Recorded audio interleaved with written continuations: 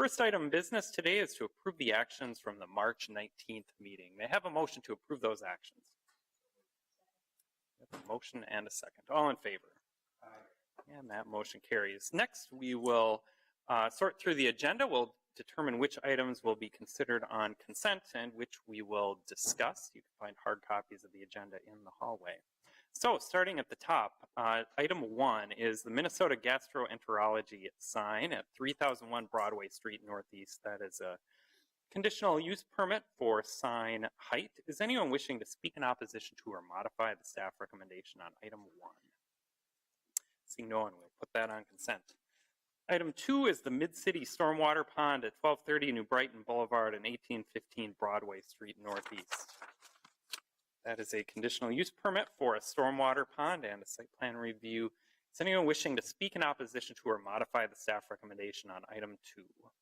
Seeing no one, we'll put that on consent.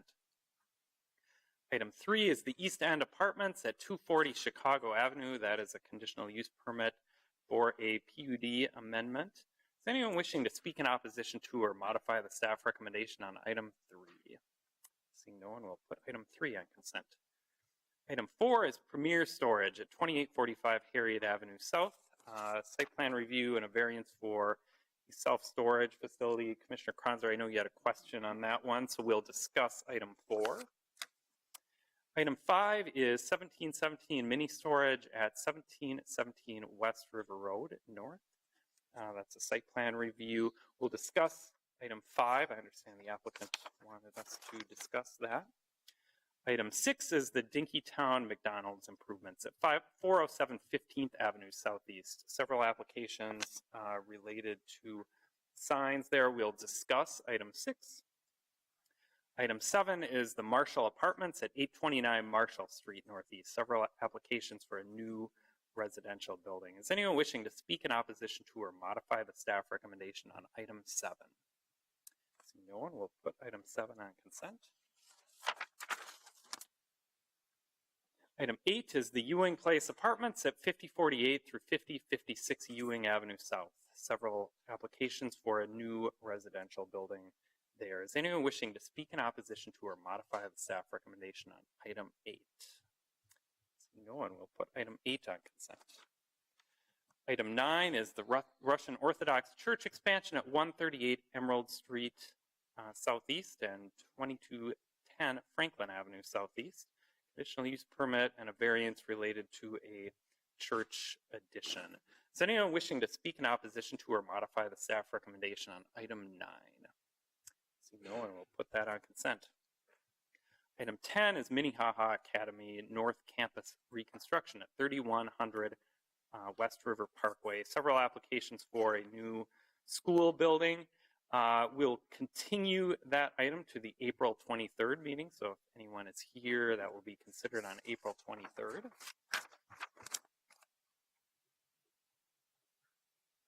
Moving along, item 11 is the leaf block redevelopment at 200, 201, and 221 Irving Avenue North. Several applications for a mixed-use development there. Is anyone wishing to speak in opposition to or modify the staff recommendation on item 11? Seeing no one, will put that on consent. And item 12 is the Jackson Lofts at 750 through 756 Jackson Street Northeast. Several applications for a residential building. Is anyone wishing to speak in opposition to or modify the staff recommendation on item 12? So we have at least one person who would like to speak on that. So we will discuss item 12. And that is the end of our agenda. So our agenda as amended is as follows. Items 1, 2, 3, 7, 8, 9, and 11 will be considered on consent. We'll discuss items 4, 5, 6, and 12, and item 10 will be continued to the April 23rd meeting. Commissioners, may I have a motion to approve the agenda as amended? We have a motion and a second. All in favor? And that motion carries. We have no committee of the whole consent agenda today. So we'll move on to our public hearing. So at this time, I will open the public hearing for the items on the consent agenda. Again, that's items 1, 2, 3, 7, 8, 9, and 11. Is anyone wishing to speak on any of those items? Seeing no one, I will close the public hearing and may have a motion to approve the consent agenda. We have a motion and a second. All in favor? That motion carries. Next, may I have a motion to continue item 10 to the April 23rd meeting? And we have a motion and a second. All in favor? And that motion carries. Next, we'll move on to our items for discussion.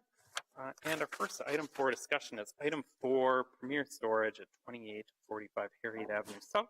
Staff is Ms. Dvorak. And Commissioner Kronzer, I know you had a question about that. Was there anything in particular you would like Hillary to address in her presentation? Yeah, a couple of things. One, the treatment of the north side of the building and how it relates to the property to the north. A little more information about the exterior metal panel colors.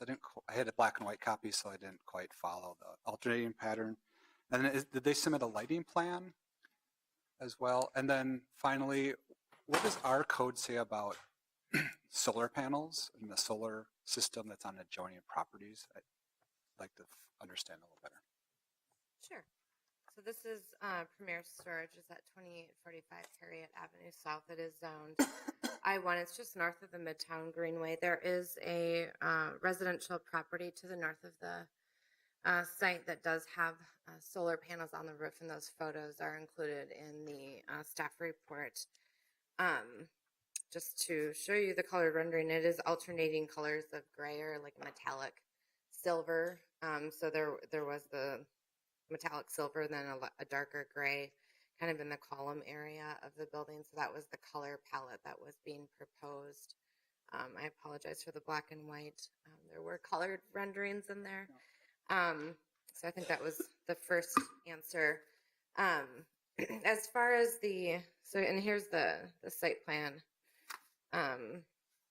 So the large building on the site exists today, and it is being used and has been used for approximately 10 years as a self-service storage facility. There have been some other smaller scale residential uses in the building, and the whole building now has been converted. They received building permits to convert the rest of the existing building into storage locker, since it is a permitted use in the I-1 zoning district. The proposed building that they're looking to build then is located here. So as you can see, the majority of the site is currently covered by an existing building, and this is the footprint of the new building, and then there is some parking around it. This is a public alley here in this location.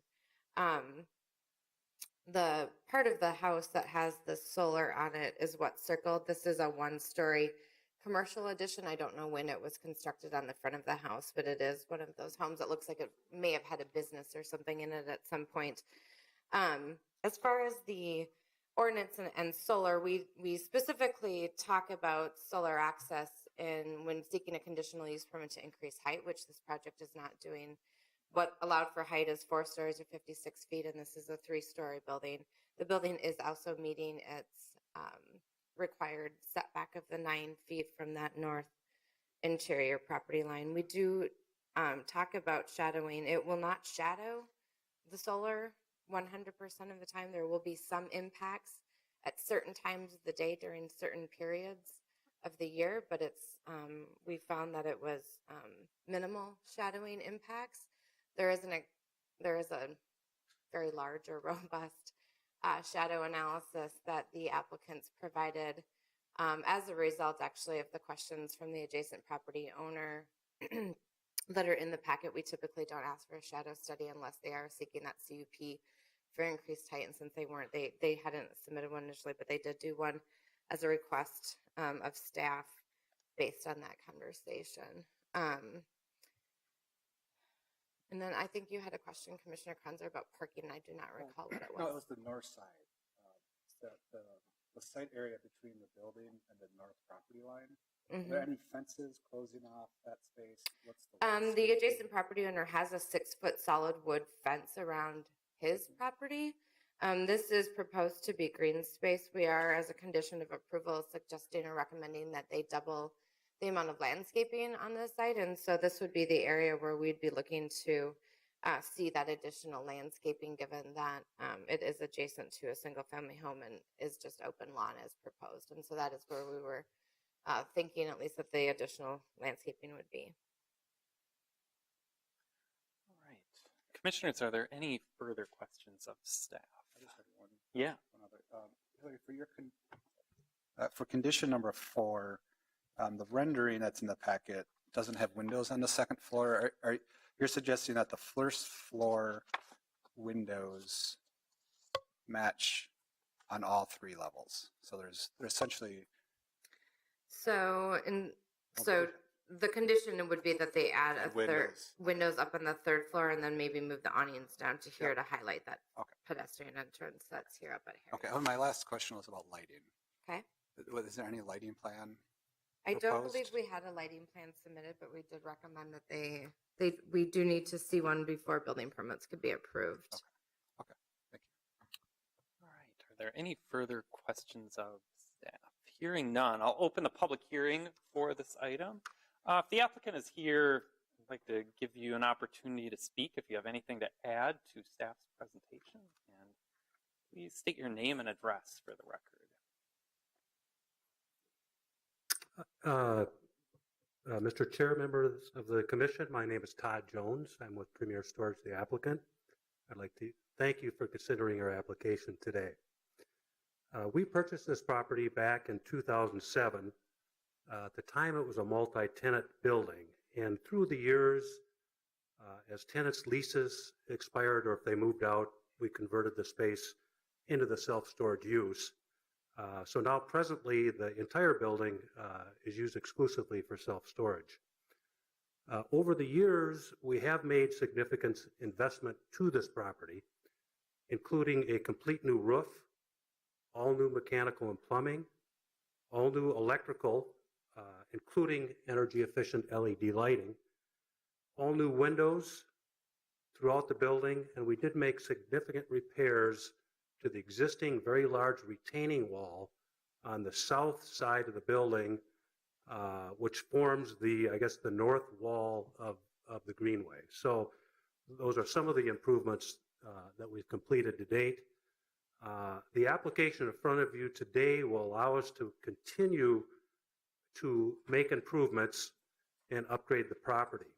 We're very proud of the design of this new building and believe that it fits well with what is happening up and down the greenway. But with this new building comes significant other improvements, including we will be reducing hardcover and increasing green space. New landscaping areas will be constructed, and no fewer than 58 shrubs and 6 new trees will be planted. Also with this project comes all new pavement, all new curb and gutter. On a voluntary basis, we have included an amended soil green area that will result in less water running off the property, and what water does exit off the property will be a cleaner water. This project will also trigger additional improvements and investments to the existing building. We believe that the curb appeal of this property with this project and all the related upgrades will significantly enhance the curb appeal of this property, and we're pleased to be proposing it. As staff has pointed out, self-storage is a permitted use in this industrial zoning, and the zoning was one of the key elements in our site selection back some years ago when we bought this. With respect to traffic, our use is an extremely low traffic generator. In fact, some say that our use is the lowest trip generator of all commercial or industrial properties.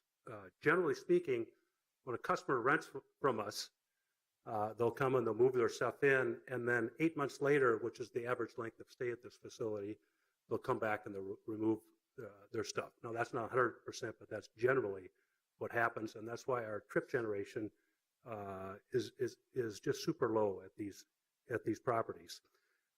In comparison, if this became a residential development, I would suspect that the traffic counts would be 10, 20, maybe times more traffic than that of which we're generating. We do provide a needed service to the community. The vast majority of our customers come from a 1 to 2 mile ring around the property. Because of that, I always call this a neighborhood business because that's who our customers are. In addition, about 10% of our customers are small businesses from the area that use this for a variety of reasons. About 15 months ago, we hired Extra Space Storage to manage the entire property and self-storage operation on our behalf. Extra Space Storage is the second largest self-storage operator in the world. They're really smart guys. They're based out of Salt Lake City, and they have a reputation of being very quality operators. So we're very pleased to have them on board to manage this location for us.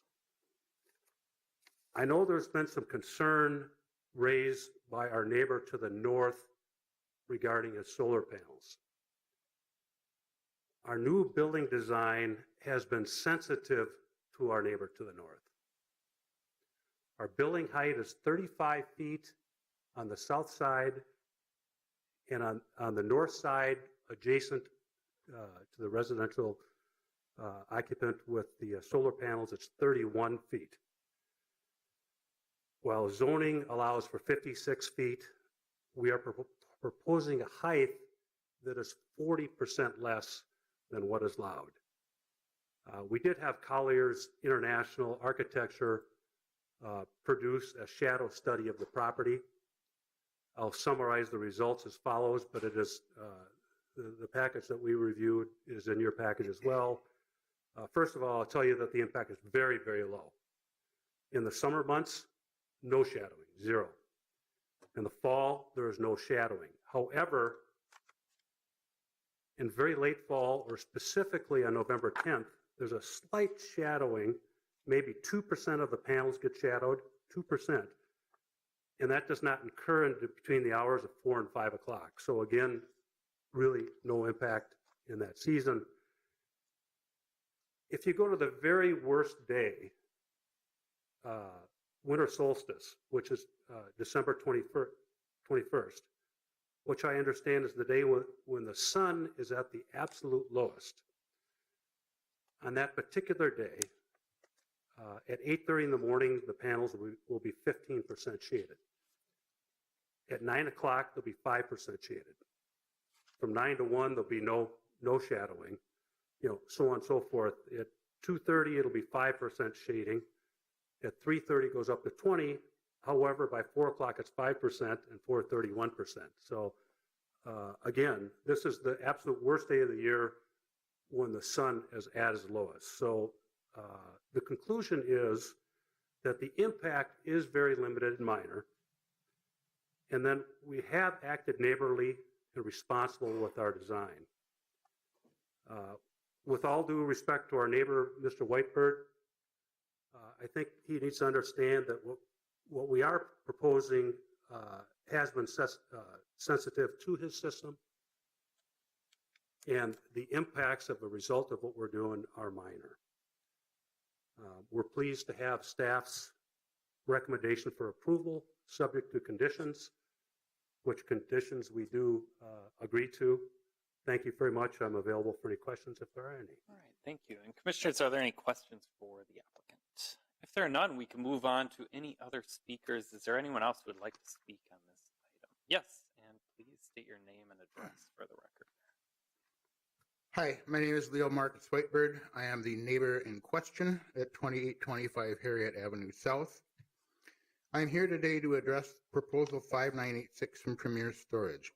I oppose this for several reasons. This company has been a bad neighbor, and their facility is a blight on the neighborhood. Garbage issues, violent incidents that go unreported, dope deals, etc.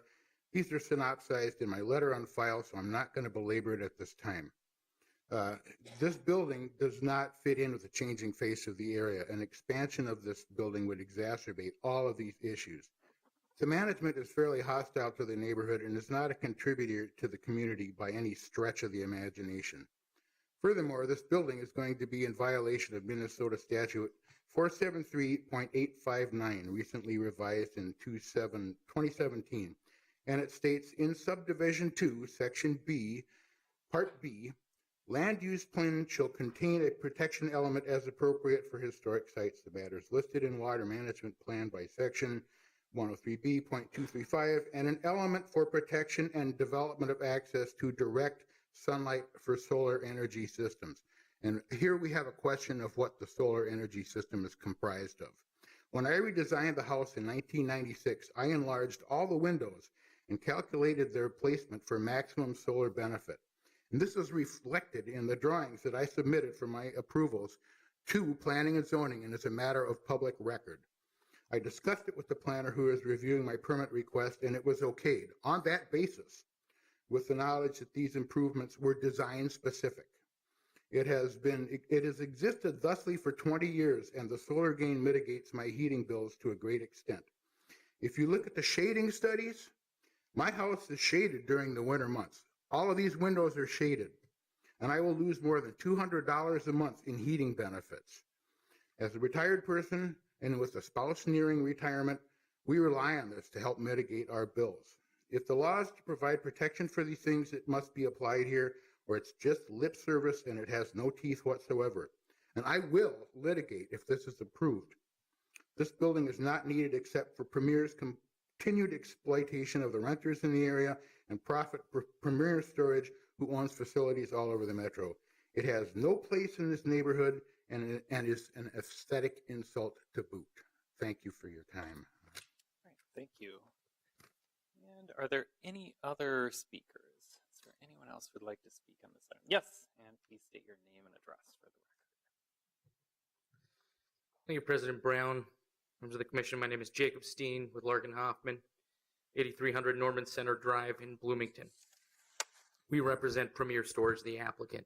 And I will keep my comments brief and short here. This is, as you've heard, an existing facility. It's currently 100% impervious, and the proposed improvement is a significant investment in the site.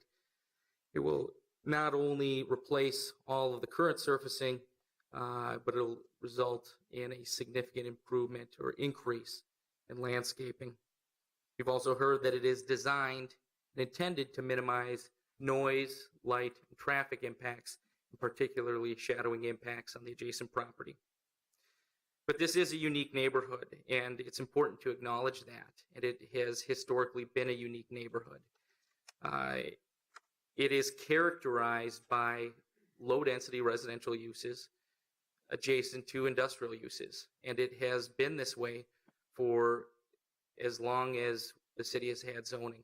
Going back to the initial zoning map in 1924 of the city, this property, the subject property, was zoned light industrial, and it has been so for almost 100 years. So this is not a new use, an industrial use, but self-serve storage is a particularly innocuous permitted use in the light industrial district. It could certainly be a more intense use, but it is not. It is not a heavy traffic generator. It is not a heavy garbage generator. It does not generate smells, light, or noise. This is not a question of whether or not this is a permitted use or an appropriate use even here, because it is a permitted use. It's allowed as of right. It's a question of whether or not this project meets the required findings under site plan review and the variance findings. And his staff has done a very good job of describing how, with the required conditions of approval, it does meet these findings. So I would ask that you adopt staff's recommendations and approve the applications. All right, thank you. And is there anyone else who would like to speak? Seeing no one, I will close the public hearing on this item. And commissioners, we have two applications before us, a variance related to the off-street loading requirement and a site plan review. Is there any further questions, or would someone like to start things off with the motion? Commissioner Kronzer. I'll start things off the motion. I propose a motion to approve staff recommendation for variance A to reduce the off-street loading from 1 to 0 spaces. We have a motion to approve item A, the variance related to off-street loading. Is there a second? We have a motion and a second. Any further discussion? There is no further discussion. Clerk, please call the roll. Cogill, Aye. Ellison, Aye. Franzer, Aye. Rockwell. Aye. Slack. Aye. Sweezy. Aye. 6-0. That motion carries. Next, we have the site plan review. Commissioner Kranzer. I'd like to make a motion to approve the site plan review with the 9 stated conditions, and I'd like to add 2 and modify 1. So to condition 4, I'll just read the replacement phrase here. To emphasize the pedestrian scale, comma, all metal awnings shall be lowered to align with the tops of the first floor windows and doors. New condition number 10, the applicants shall install full cutoff lighting onto the first story of the building on all elevations and work with staff to install lower light level fixtures adjacent to the dwelling to the north. And condition number 11, the applicant shall work with staff to install decorative fencing to prevent passage through the space between the building and the north property line along Harriet Avenue and at the parking lot. All right. So we have a motion to approve item B, the site plan review with revision to condition 4 related to lowering the metal awnings to align with the first floor windows and doors, adding a 10th condition related to full cutoff lighting with a lower light level on the north side, and an 11th condition related to decorative fencing on the north side of the property. Is there a second? Second. We have a motion and a second. Further discussion. Commissioner Rockwell. I just wanted to comment on the solar issue. I thank you to the applicant for doing the shadowing study and for sharing the detail with us. I think it is really important that we allow for solar and protect those rights. We don't have a mechanism in this review to do so, and I think that the impacts are low, and so I just wanted to reflect on the importance of that, and also note that there are, I think, for this, I'm not totally clear on the law, but there are solar easements available in the city of Minneapolis, which are a tool to protect those rights in a legal way in any condition, and those I don't think exist here. So I want to take a moment to just acknowledge that issue. Just real quickly. Obviously this project is allowed as of right. It's meeting the height requirements. It's meeting the setback requirements. Should this project be proposing a conditional use permit or some other variances, we'd have a little more authority to shape this building, but as it is not proposing those things. And to my modifications, this is a rapidly changing environment. There's lots more pedestrians. The greenway is, just several feet from this property, actually. So some of these fencing and lighting is just going to help public safety move along. So. All right, thank you. And since we did modify some of the conditions, I just wanted to give the applicant an opportunity to respond, make sure that seemed workable. So, okay. Is there any further discussion? Hearing none, we have a motion and a second. Clerk, please call the roll. Cogill. Aye. Ellison. Aye. Kranzer. Aye. Rockwell. Aye. Slack. Aye. Sweezy. Aye. 6-0. And that motion carries. That concludes our discussion on item 4. Our next item for discussion is item 5, 1717 mini storage. Staff is Ms. Smith. And perhaps you could focus your presentation on some of the outstanding issues here.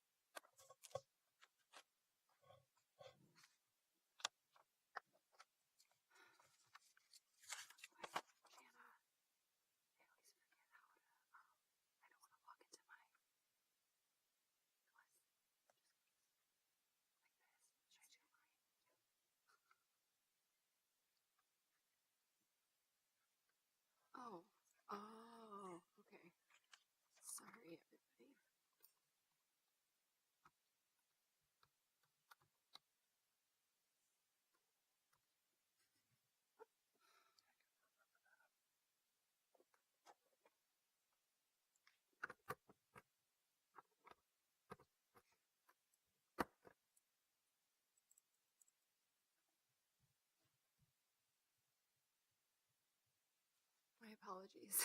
No, that's okay.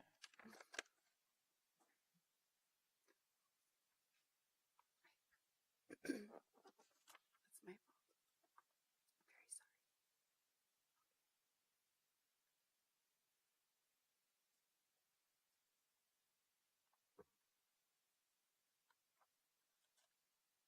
How come it won't? There we go.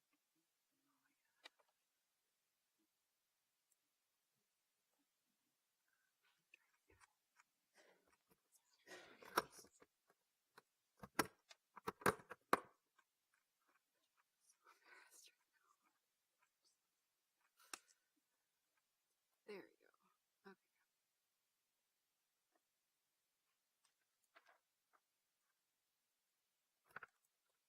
Hi, I'm very sorry about the wait there. My name is Mei Ling Smith. The project before you, 1717 West River Road. The site is an existing, has an existing building on the site. It's a vacant industrial office warehouse building. It has frontage on 2 public streets, West River Road North and also 17 Avenue North. The Mississippi River is right across West River Road from this site. The subject property is over 2 acres in size. It's in the I-2 Medium Industrial District as well as the Shoreland and Mississippi River overlay districts. You can see 2 different views here. So one is from the West River Road and one is from 17th Avenue North to the south. There's an existing surface parking area between the building and 17th Avenue North, and the applicant would be filling in this area to allow for the building addition. Site plan review is required for the 40,000 square foot 2-story addition to the existing building, and a self-service storage facility is what is being proposed, and that is permitted use in the I-2 district. As you can see, as I mentioned before too, the addition would mostly be on the southern end of the existing building, but there would also be a portion added to the west side of the building. There are 30 parking stalls proposed. The minimum requirement is 29 based on the size of the addition and the existing use. And there are 3 loading spaces that are required by the ordinance, and the applicant is showing 3 loading spaces. The applicant is also proposing to mitigate some of the environmental contamination and also stormwater runoff on the site. So here are the floor plans, a little hard to see from this vantage point. The elevations are here. So the addition would be primarily precast concrete panel and metal panel. The applicant has requested alternative compliance for a number of items, and staff is recommending granting alternative compliance for also a number of items like the building placement and principal entrance locations. And then we're also recommending some conditions of approval to mitigate some of the negative effects of having some other alternative compliance items such as blank walls and windows. So we're recommending enhanced landscaping and additional site and building lighting. But we do have a few conditions of approval that the applicant is concerned about, so I'll present those. So in particular, condition number 4, staff is recommending that this paved area be removed between the office. So the office is on the southern building wall. And so between the building wall and 17th Avenue North, they're proposing this turnaround area. We are recommending that a walkway, a series of walkways even, would be installed here instead, and also landscaping so that this driveway area would be removed and that there would be safer pedestrian access. Right now, the only way for pedestrians to access the parking lot is by the painted striping that you see from the building entrance to the west parking lot. Condition number 5 is also a concern for the applicant. So the loading requirement is 3 loading spaces that could be either within the building or outside of the building. The applicant is proposing a loading area in the northwestern portion of the site, and staff doesn't find that this is a very feasible place for trucks to move in and out of. So we've recommended that be relocated in order to accommodate a more reasonable truck turning movement and also avoid more possible interference with vehicles and pedestrians. The applicant has asked me to add these slides that shows the truck turning rooms. They're not actually in your packets for this evening. But I'll let the applicant take care of that part. If you have any questions, I'm here to answer them. Okay, commissioners, are there any questions of staff? Commissioner Rockwell. Is there a suggested change of the truck loading area? Or you're just saying, let's see what they, leave it up to them? At this point, we haven't recommended explicitly anything, but Right. we've talked through some options, including moving some of the parking stalls. So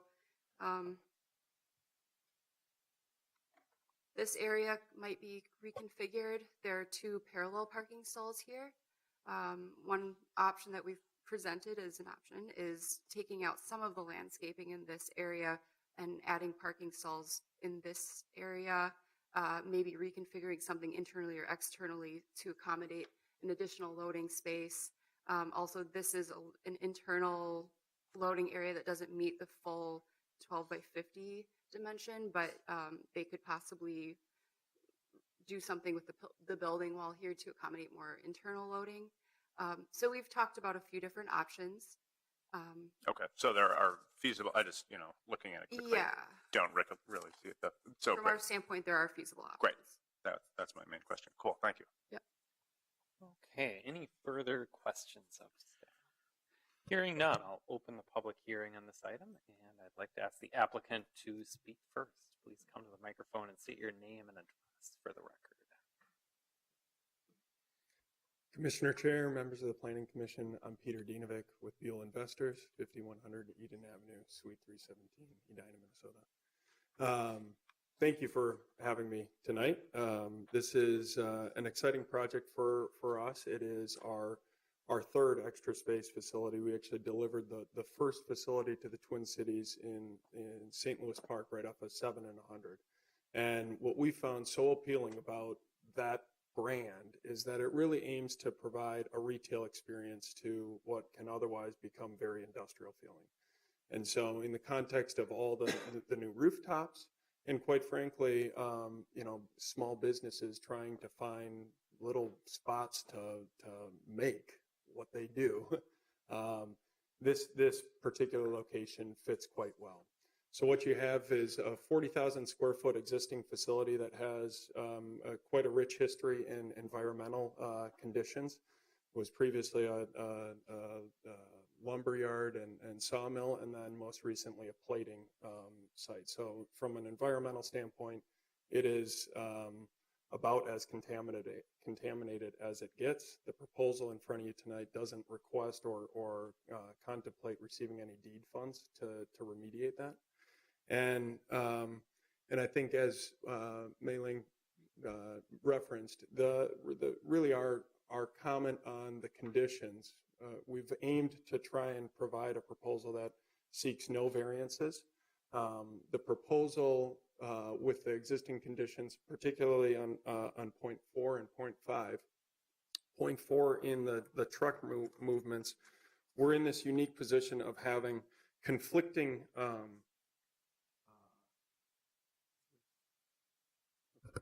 Yeah, that should turn.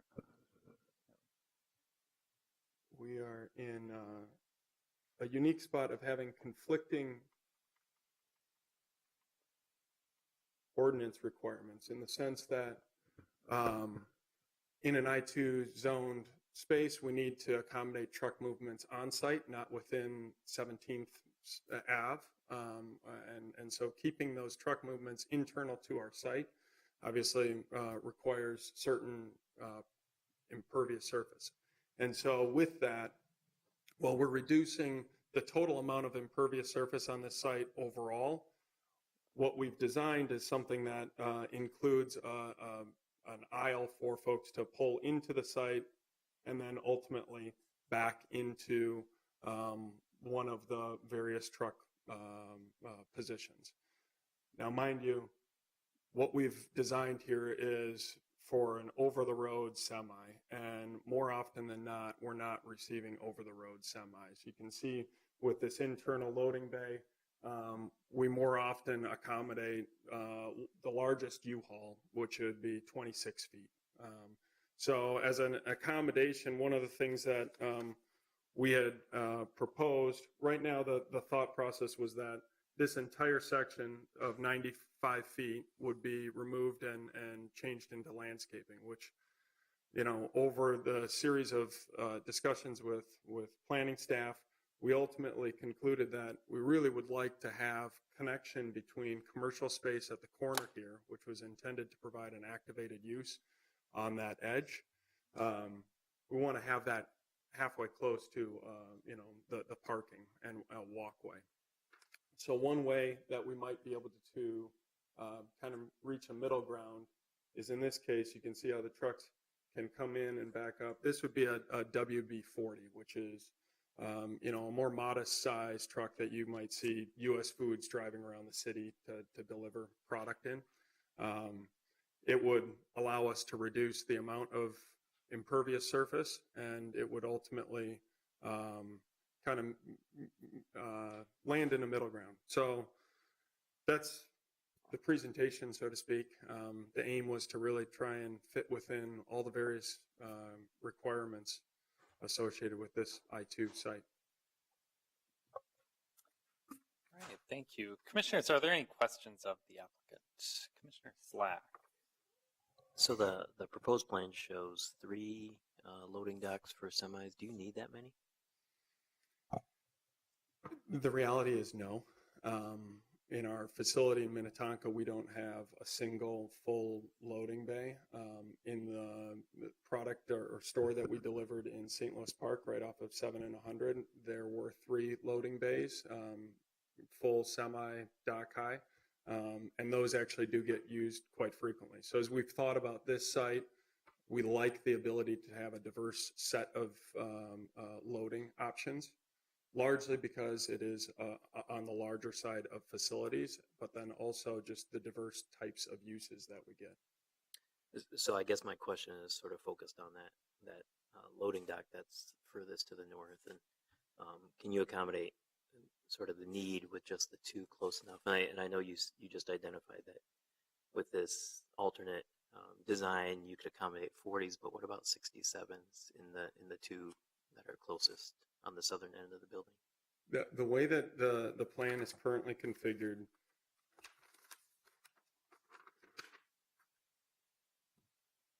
we could accommodate a WB67 in all 3 locations. The caveat that Mei Ling had mentioned in modifying some of that vehicle parking is something that we could live with from a condition of approval, because what we would end up doing is exactly what was suggested by staff, which is to increase some of the parking to the north and then provide another dock position, so to speak, right here where you see kind of 2 stalls carved out. All right. Commissioner Ellis. Thank you. I'm wondering if this is going to be increased truck usage to this area, and if so, has there been an environmental impact study on the impact for that close to the river? So are we increasing truck usage to that road, and have we looked at the impact of that? I can tell you that from my experience with our facilities of similar size, the truck traffic is materially less than industrial products. So we own 200,000 square feet of distribution centers. And in this context, our truck traffic at St. Louis Park is nowhere near what we would see ordinarily in an industrial use. So by comparison to Pioneer Metals, who had previously occupied the space in a plating industry, so product coming in and then ultimately plated and shipped out, this truck traffic is materially less. Right. Any further questions of the applicant? Commissioner Slack, or do you have anything else? Okay. I guess if you have an immediate question for staff, we can ask that. I don't think anyone has any further questions for the applicant. So thank you. So Mei Ling, based on the applicant's presentation on this sort of alternate design, what's staff's thought on what you're seeing as far as that? You could leave the condition. It would satisfy our condition of approval, so you could just leave it if that's what you wanted to go with.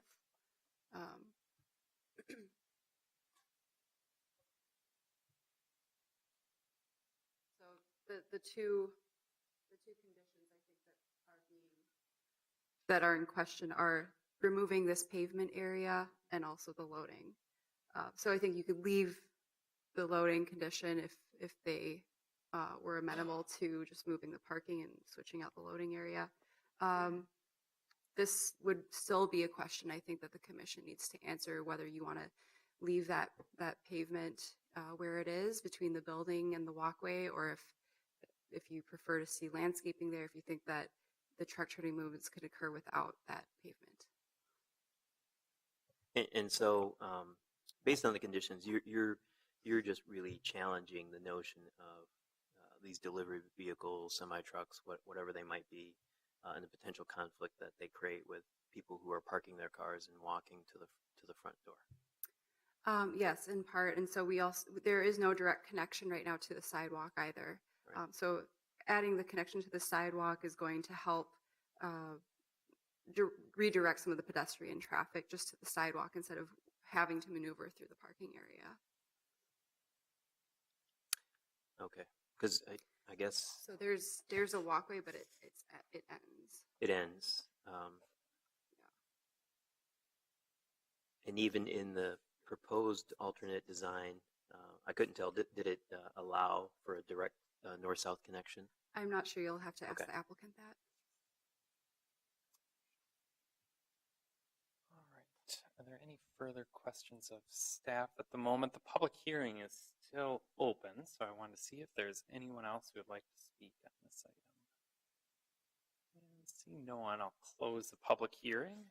And Commissioners, we have, let's see, it's just the one application before us, the site plan review with several conditions. Are there any further questions, or would someone like to start things off with a motion?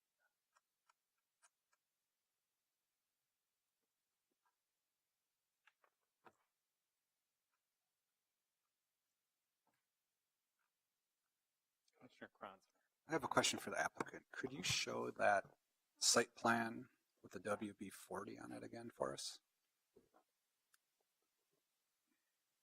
So Commissioner, what, in essence, see if I can get this side by side. Yeah, thank you. The area noted here, this is the original plan. So this is the full 95 feet. You can see we've incorporated the connection north-south per staff's recommendation and request. And that would be continued in the final. This is, again, that WB67 movement. This would be what you'd see in the event that it was just a WB40. So the 95 feet is, in essence, 60 feet longer than necessary. So should staff and the Planning Commission conclude that, again, there's no requirement around, to my knowledge, around the type of semi-truck that needs to be accommodated, we would be perfectly fine modifying that fifth condition, or fourth condition rather, of approval to state, rather than remove the 95 feet, if we wanted to reduce that by 65 feet, that's something that we could certainly live with. And in doing so, you'd in essence have green space through here. We'd still have that north-south connection. We'd be reducing the impervious surface, but we'd still be able to accommodate the semi-trucks and quite frankly, something that's almost double what you would ordinarily see in a U-Haul type truck. And where is that main entrance again on this diagram? The main entrance? Yeah. The main entrance to the office is right here. Okay. Could that be flipped a little, shoved to the riverside, towards the river? Well, we were ordinarily what we try to manage is path of travel. And so with a loading bay here, from just a security standpoint, We want Yeah. people to walk in, feel light, bright, like almost like you walk into a retail store. All right, Commissioner Slack. Yeah, I guess along those lines, I'd almost see based on your alternate design here that you would remove all the parking surface, the impervious surface. You'd put a sidewalk, I guess essentially north-south sidewalk that connects that front entrance out to the sidewalk on the street, and then you would landscape or do whatever you want in that area. I guess I'm struggling to understand the need for the third loading dock way at the north, especially if you could get 67 footers in here, which may, I don't know, may require you to pull out into the curb cut or something to back up, which I don't know, is there anything wrong with that as long as there's nobody walking down the sidewalk?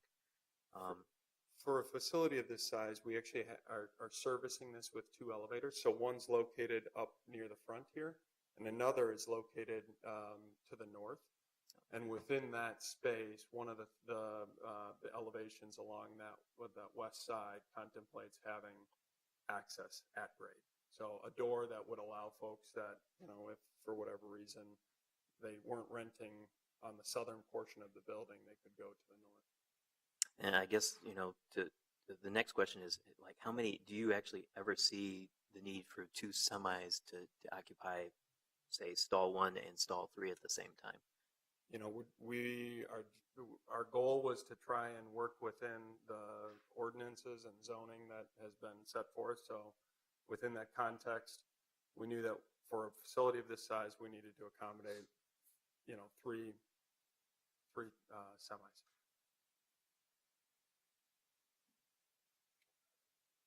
Yeah. All right. Seems like a lot.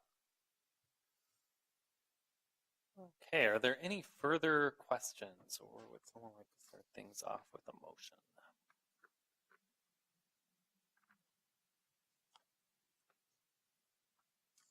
So I guess just Commissioner for the Slack. planning commission members, do we feel comfortable with the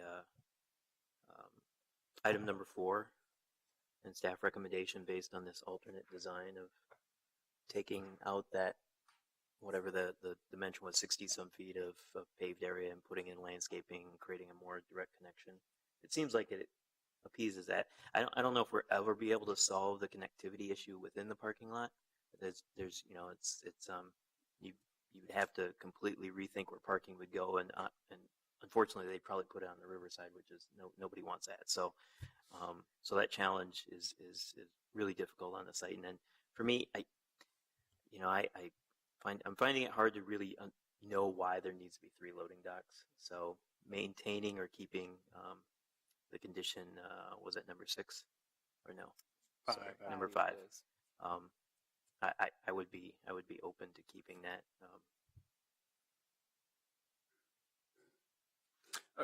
Commissioner Rockwell. Question for staff. So if, I would be open to keeping the number 5 too. I also agree that 3 semi-trucks is probably overkill, and it sounds like they accommodated that because of that. That's what's in the code. My question is, if we're saying let's keep condition number 5 with the sort of implicit intent that they not have to build any third loading dock, is that possible? That's not possible because they would have to apply for an application, CUP or variance or something, right? Correct. It would be a Right. variance that hasn't been noticed. Right. So we'd have to continue and renotice Great. if they wanted to apply for it. If they wanted to apply for it, right. So I guess that then leads me to say I would be happy to leave number 5. And, it sounds, well, at least to me, and I don't know if other commissioners want to weigh in to give the applicant a sense of our collective reaction to this, but I would be happy to see it either relocated or to see a reapplication to not have to include it at all, and that of course would be up to the applicant.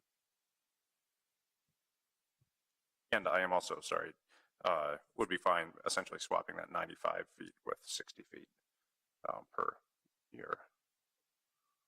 the applicant's suggestion. All right, Commissioner Cogill.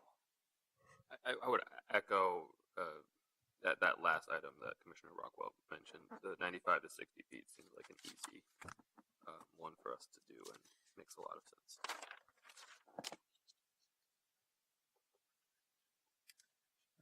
Okay. Since we have, seems like there's some agreement on that, would someone like to make a motion? Commissioner Slack. All right.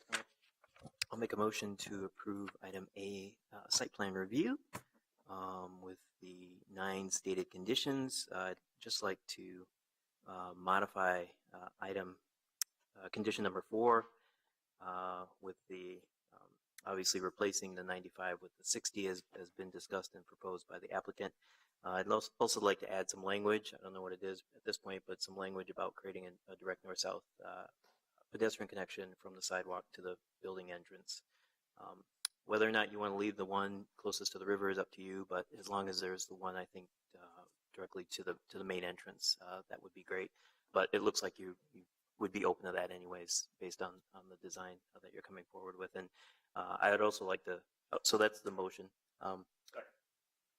Beyond the motion, just thank you for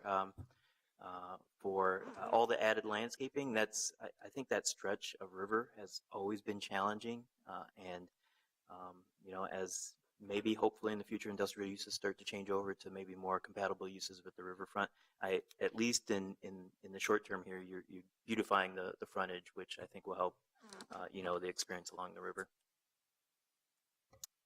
All right, so we have a motion and a second to approve item A, the site plan review with some modifications to condition 4, that the approximately 60 feet, let's see, how should we say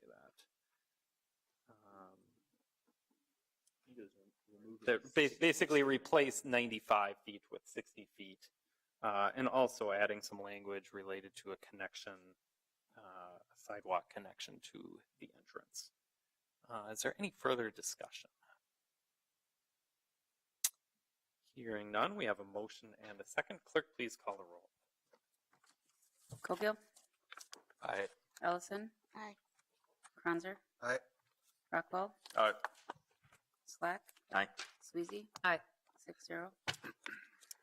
And that motion carries. That concludes our discussion on item 5. Our next item for discussion is item 6. Staff is Mr. Friends, 407 15th Avenue Southeast.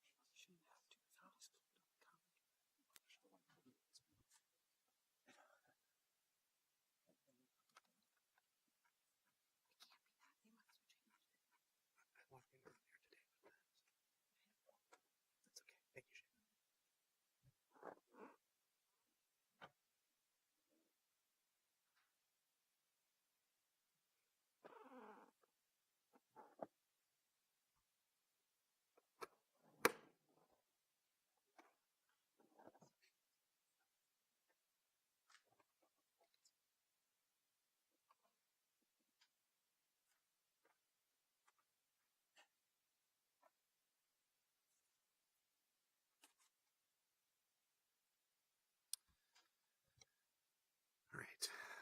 Good evening, President Brown and Commissioners. Before you tonight are several applications related to modifications of the Dinkytown McDonald's located at 407 15th Avenue Southeast. This project has 4 main components. The first is adding a new pedestrian connection between the building and the sidewalk on 15th Avenue. Second is replacing the drive-through signage. Third is adding a second ordering location within the existing drive-through lane. And the fourth is updating the facade and signage of the building itself. There are 6 land use applications as part of this project. The first one is an expansion of nonconforming use to allow the proposed alterations to the drive-through. Second is a conditional use permit to allow a dynamic sign. Then there are 4 variances. One to the dynamic sign standards to decrease the minimum static message duration from 60 seconds to 7.5. One to increase the maximum number of freestanding signs from 1 to 2. One to increase the maximum height of menu boards from 6 feet to 7.5 feet. And then one to increase the maximum height of a wall sign from 14 feet to 26 feet. There were some comments that came in after the publication of the staff report, one from the neighborhood group, then a couple from the general public that you should have received. I'll walk through the plans quickly and then come back to the recommendation. So the northern portion of the site is occupied by the surface parking lot. The restaurant building sits at the intersection of 4th and 15th, and then the drive-through itself sits along 15th and adjacent to the restaurant building. You can also see that there is an existing non-conforming pole sign adjacent to the building on 15th Avenue. Here's the proposed site plan. You can see along the drive-through the proposed pedestrian access to 15th. So currently there is not an accessible pedestrian route between the sidewalk and the ground floor of the building. There's about a 4.5-foot grade change between the ground floor of the building and the sidewalk on 15th that's in front of the building. So the current pedestrian route has stairs on it. Currently, the only accessible route into the ground floor is to enter through the curb cut and go through the drive aisle of the parking lot. So this new pedestrian access would seek to address that. You also see on the side of the drive-through the 2 new proposed ordering areas with their menu boards. And then in the queuing area, there's also the proposed, the applicant calls it a pre-browse board. That's the dynamic sign that's proposed. So here are some views of the proposed signs. The 2 menu boards would be digital screens like those shown here. And then the pre-browse board would be a smaller digital screen. Just a rendering of the menu boards and how they would appear. On the building itself, there are 2 proposed wall signs. Both would be located on parapet extensions that would extend up above the roof surface. Because the building contains a non-residential use above the ground floor, they're allowed 1 wall sign of up to 28 feet in height, which is beyond the regular 14 feet allowed in the C1. The applicant has indicated that, for their purposes, that's going to be the sign shown on the left here, the one on the 4th Street elevation. And then the sign shown on the right here is the one that they've applied for variances for. It's just the other elevations here. So for the expansion of nonconforming use sign, application, staff finds that the application does meet all of the required findings. The addition of the accessible walkway from the building to the sidewalk and the reduction in queuing vehicles that should be made possible by the second ordering location should result in the use becoming more compatible with the surrounding area than it is in its current condition. The reduction in menu board height and updated materials should improve the aesthetics of the property, and the improved pedestrian facilities plus the improved appearance of the property should have a positive impact on the surrounding area. Staff is concerned about the effectiveness of the proposed pedestrian crossings of the drive-through lane and is recommending as a condition of approval that staff work with the applicant to increase their visibility. Our preference would be for raised crosswalks there, but there are some grading issues related to the drainage that I think the applicant might be able to elaborate on. But either a raised crosswalk or some type of signage is what we would like to see. Staff also finds that the conditional use permit request and the 3 variances related to the drive-through signage meet the required findings. I can go deeper into those findings if you'd like, but in general, we find that the grade change between the sidewalk and the drive-through, as well as the fact that all of these signs are oriented towards the interior of the site rather than to passing traffic, is a relatively unique condition that meets the spirit and intent of the ordinance. We've recommended a couple conditions there to ensure that the sign faces aren't visible from the adjacent right-of-way, and that the pre-browsed board be modified to meet the definition of a monument sign. Regarding the variance to increase wall sign height, staff finds that that request does not meet the required findings. Staff finds that due to the allowance of the 28-foot tall wall sign as well as the non-conforming pole sign that's 34 feet in height, the site does not have any unique identification needs that could constitute practical difficulty.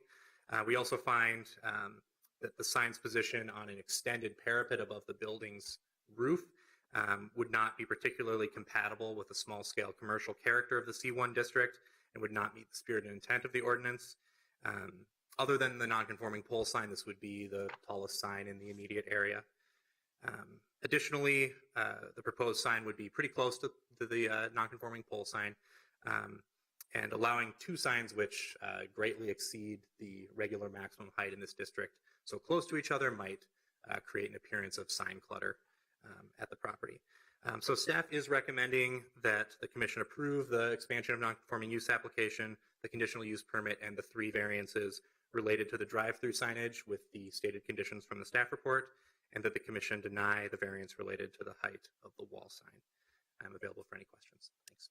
Thank you. Commissioner Slack and then Commissioner Rockwell. Just some questions about access and queuing. So the queuing is improved because there are essentially two points where you can order food.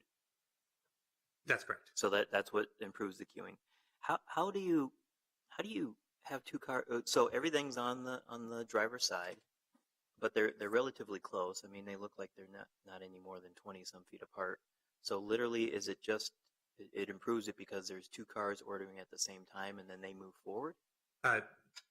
President Brown, Commissioner Slack, yes, that's the applicant has communicated to us, and maybe they can elaborate on that more in their presentation, that that this proposal to have 2 ordering locations but maintain the 1 pickup window would result in cars moving more quickly through the drive-through and reducing wait times and therefore the number of cars that could be queued there.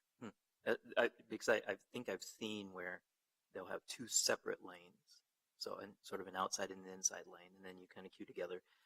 So I'm trying to imagine how 2 cars would pull up, and then do people then pass and get back in line to get in front of the window? Say so the guy who's on what would be the right hand.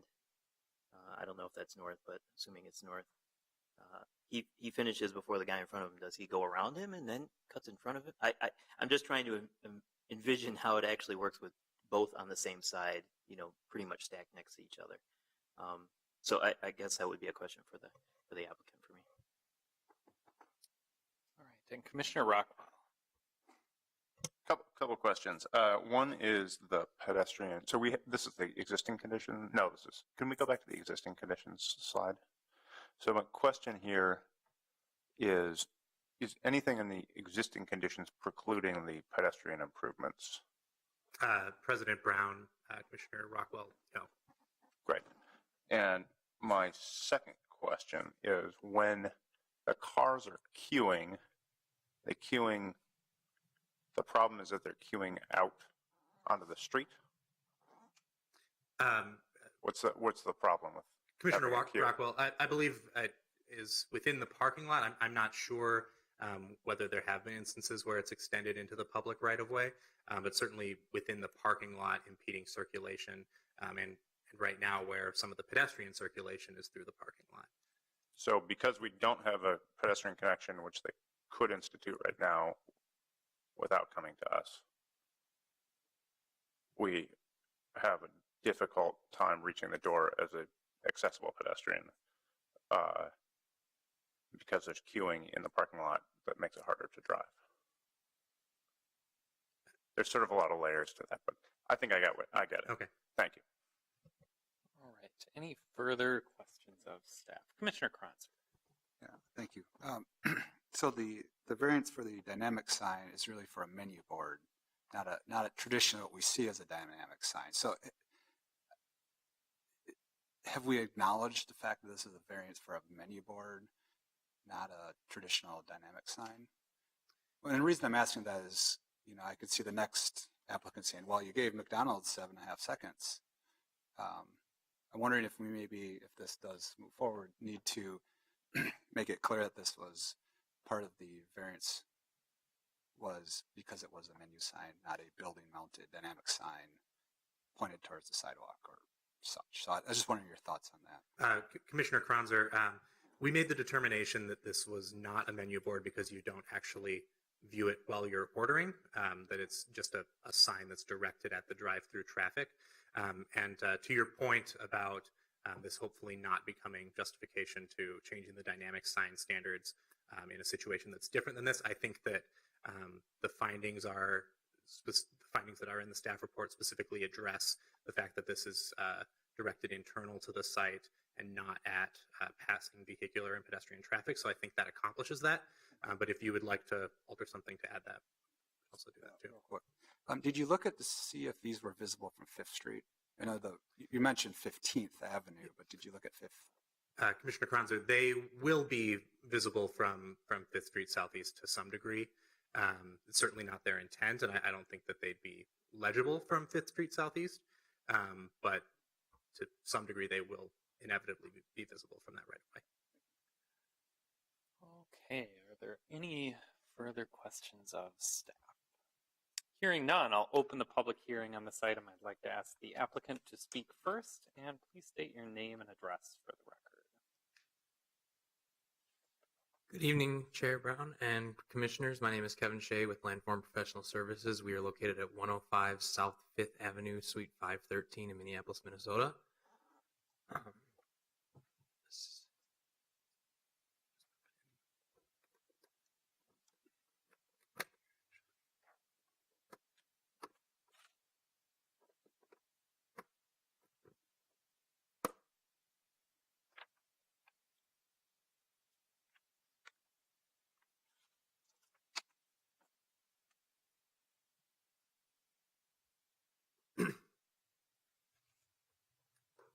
Try the other port.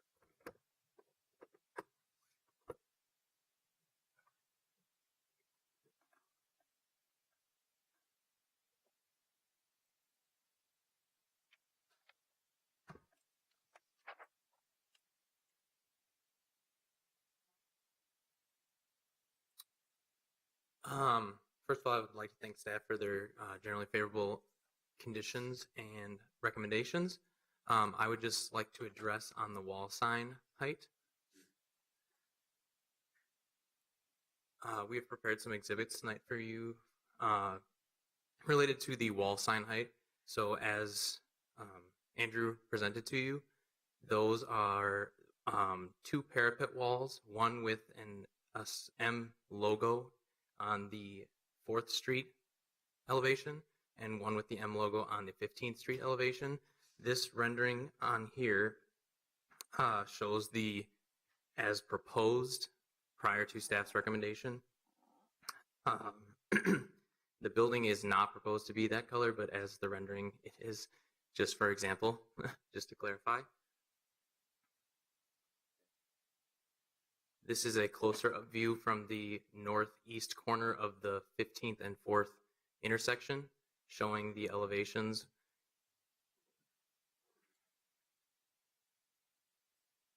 Per staff's recommendation, the 14-foot height of the M would show approximately like as exhibited there, and I will give you a closer up view. This is what it would look like if we put the sign at 14 feet to be code compliant. The reason we are requesting the increase in height is to create consistency between the 2 parapet walls. We are allowed 1 sign up to 28 feet in height by code, and the second or in consequent signs would require to be 14 feet or less in sign height. As you can see, it does look a little bit weird with the 2 at different heights. McDonald's is allowed on this site 114 square feet of wall signage. These 2 signs amount to 14 square feet apiece, which is 28 square feet total. So they are showing approximately 1/5 of the allowed signage that they could have on the building. So we believe it's not as much clutter as could be on the sign or on the building itself. These are colored renderings of what the building will actually look like with the sign as we proposed. And this is a colored rendering of the sign to meet staff's recommendation of the 14 feet if we were denied the application. It does limit the amount of visibility from the adjacent streets due to the fact that the site is sunk approximately 4.5 feet into lower than the street grade. So we would ask you to consider to approve our application for wall sign height. And I'm also here to answer any further questions you may have on the whole of our application. All right. Commissioner Slack, you have a question for the applicant? Yeah, can you go back to do you have a site plan in your set?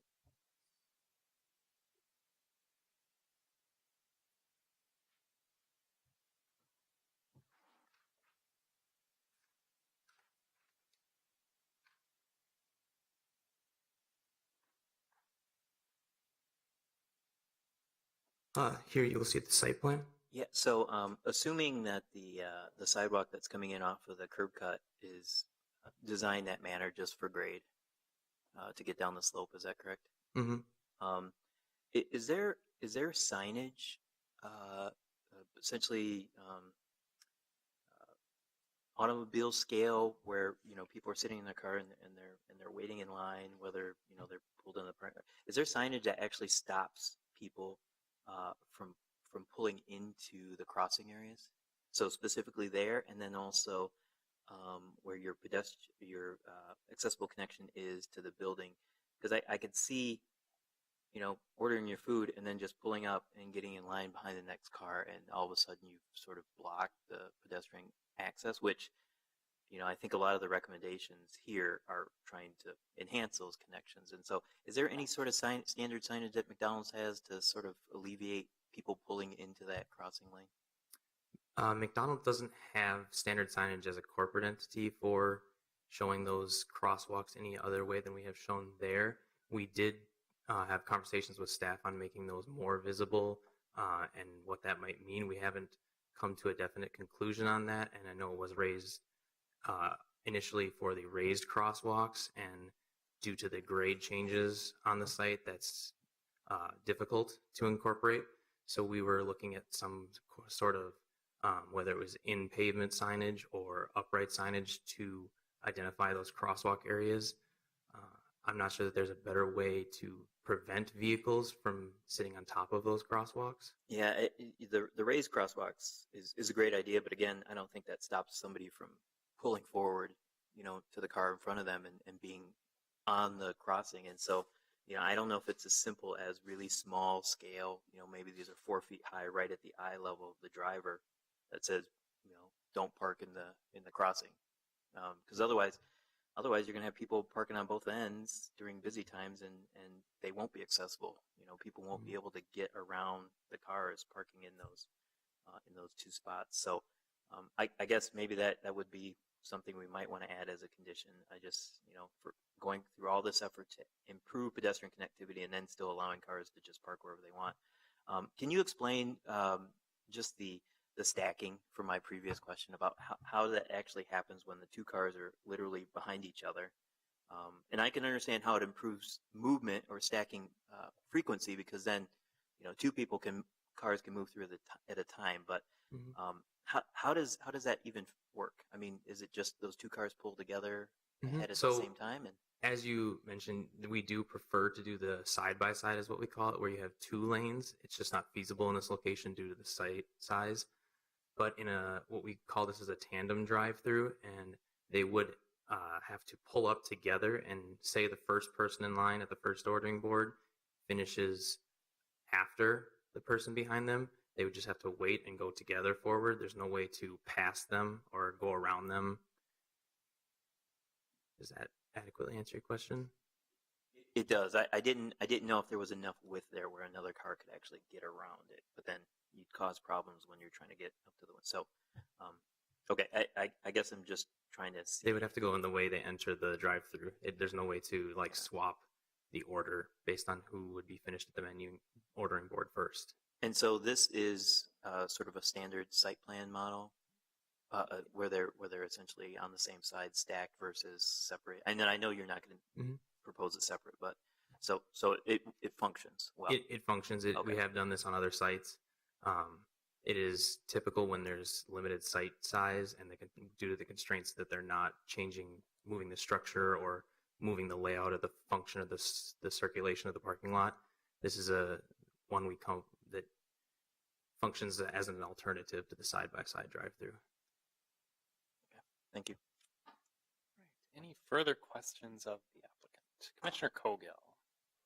Could you go back to the signage rendering? Just had a question about kind of your constraints. You said that within the scope of, or below the scope of how much space you could use for signage. I mean, could you feasibly not have an M sign on either one of those parapets? So, where were you looking to go? Sorry, I missed what. Yeah, this is okay. Yeah. All right. I mean, feasibly, McDonald's could we remove both of those and put them somewhere else.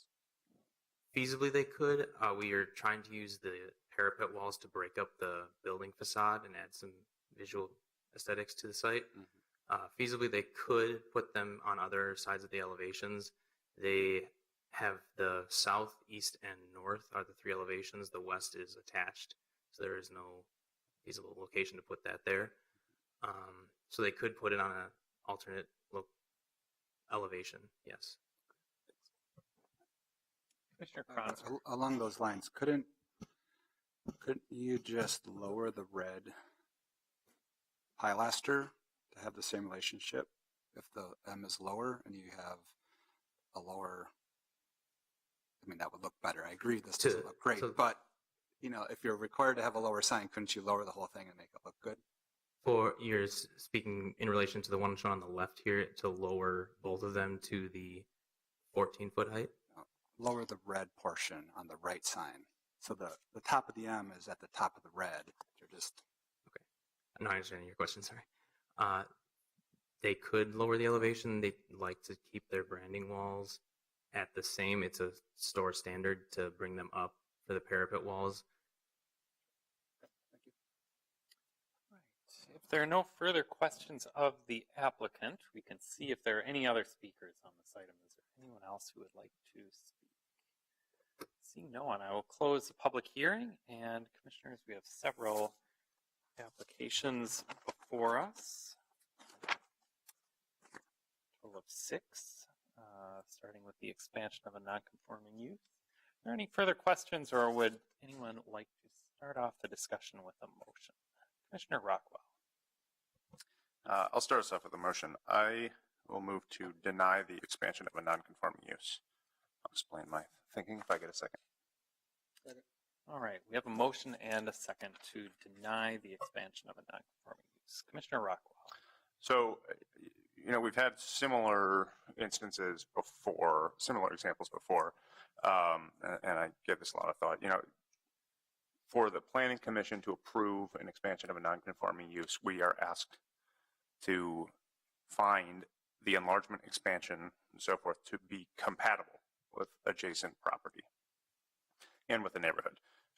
So, thinking on that for a minute, this isn't about whether the proposed alteration is more palatable than the current use. It's whether it's consistent. And we have grandfathering in of uses in the city so that we're not shutting down businesses with an eminent domain like power when we rezone. And of course, all non-conforming uses some of them are compatible with the neighborhood. I think of a neighborhood corner store that might be rezoned to an R1 in a blanket zoning. A streetcar era store that is an important piece of the neighborhood, and I can see how that would be, how we could see that as consistent with the history and with the use of that neighborhood.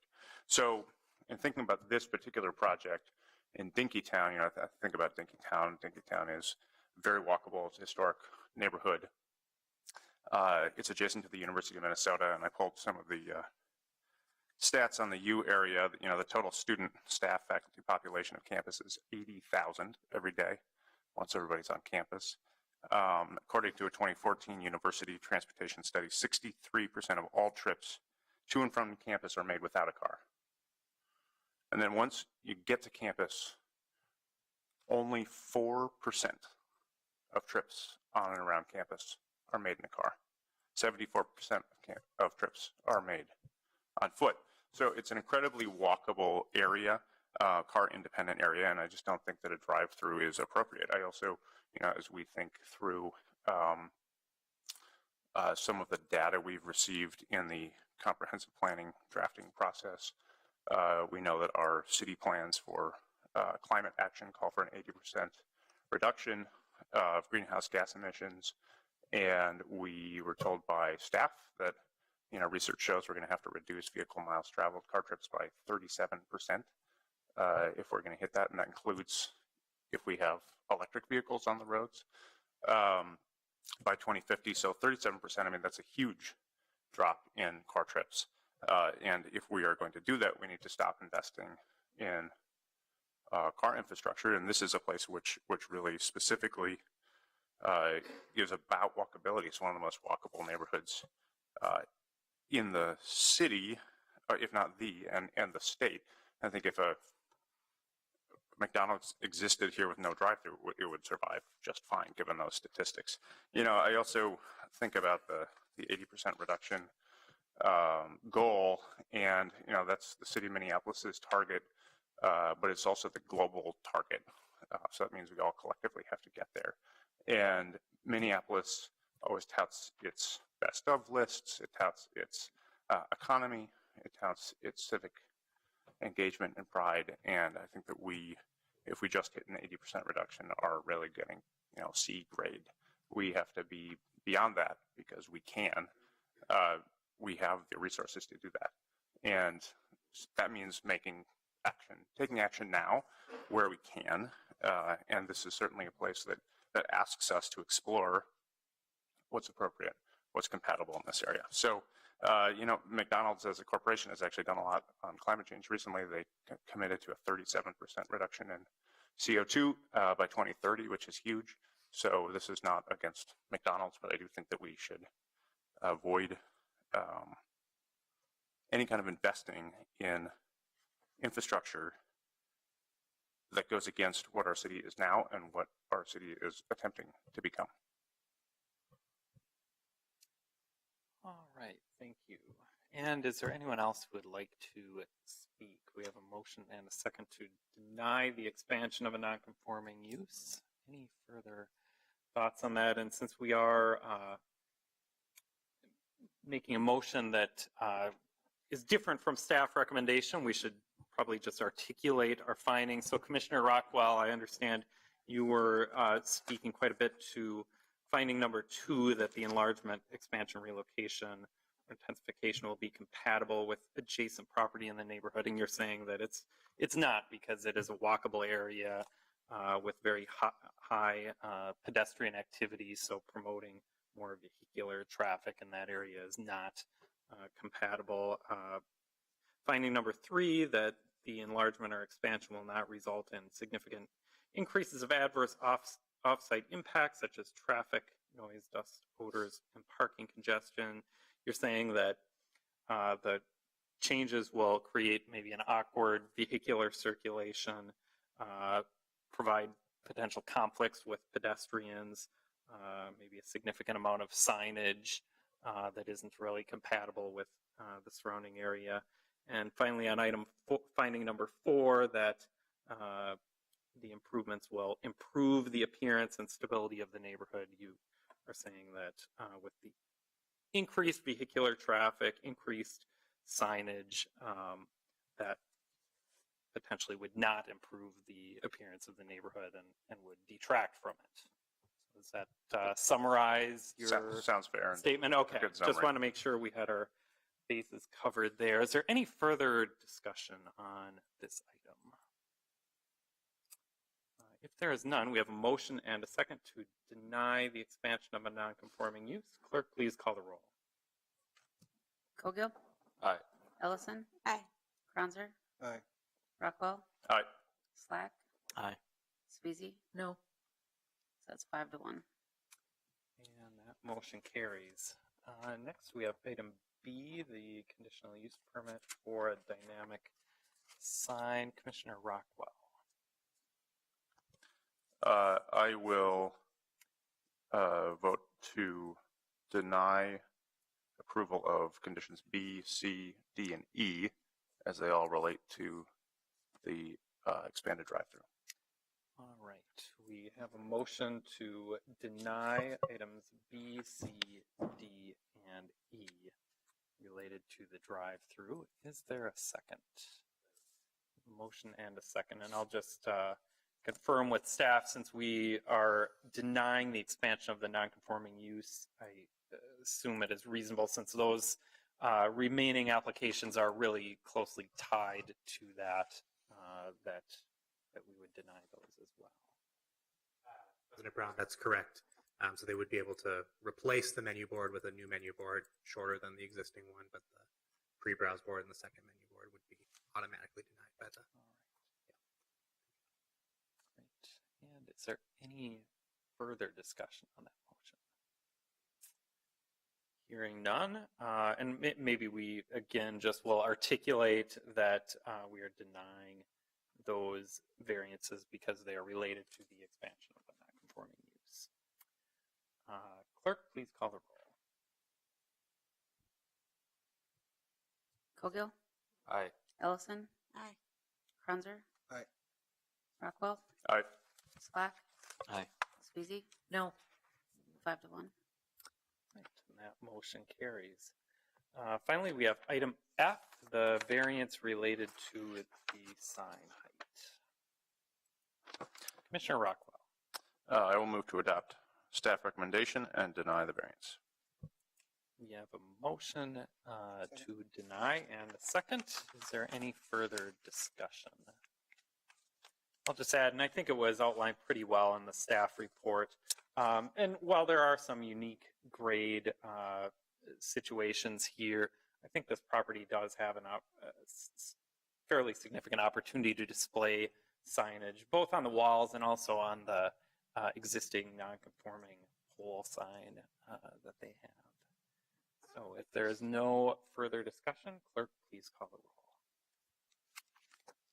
roll. Cogill, Aye. Ellison, Aye. Franzer, Aye. Rockwell, Aye. Slack, Aye. Sweezy. No. 5-1.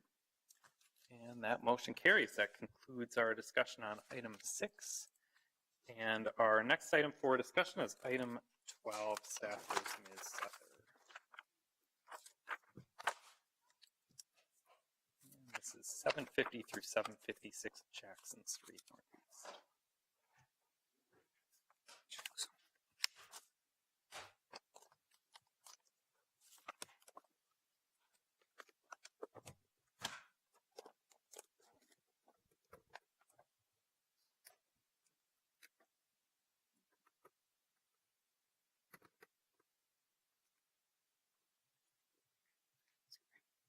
Good afternoon, Planning Commissioners. The last item in today's agenda is for the properties located at 750, 754, and 756 Jackson Street Northeast. The project is to allow for a new multiple family dwelling with 16 dwelling units. The existing site is zoned R1A Single Family District. The property located at the north is 756 Jackson Street Northeast. As you can see, it is a platted lot. It's a parcel owned by the city of Minneapolis. It has an existing easement over it for a public alley. The other two properties to the south, one is a duplex that is not occupied presently, and the lot at the south end, 750 Jackson, is half of a original platted lot, and that is a vacant parcel. As I mentioned, the lot at the north at 756 Jackson Street Northeast is owned by the city of Minneapolis and is in the CPED inventory.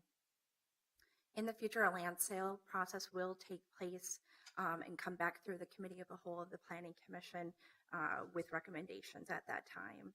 Staff has communicated to the applicant that in compliance with the city's requirements, that the project on city-owned lands are required to provide a minimum of 20% of the project's total units at an affordable rate at 60% of the AMI or lower. So that equates to about 3.2 dwelling units on the property. I'm not sure if that rounds up or rounds down, but it will be a requirement through the land sale process. And the applicant is currently working through that with our colleagues in CPED, single family housing.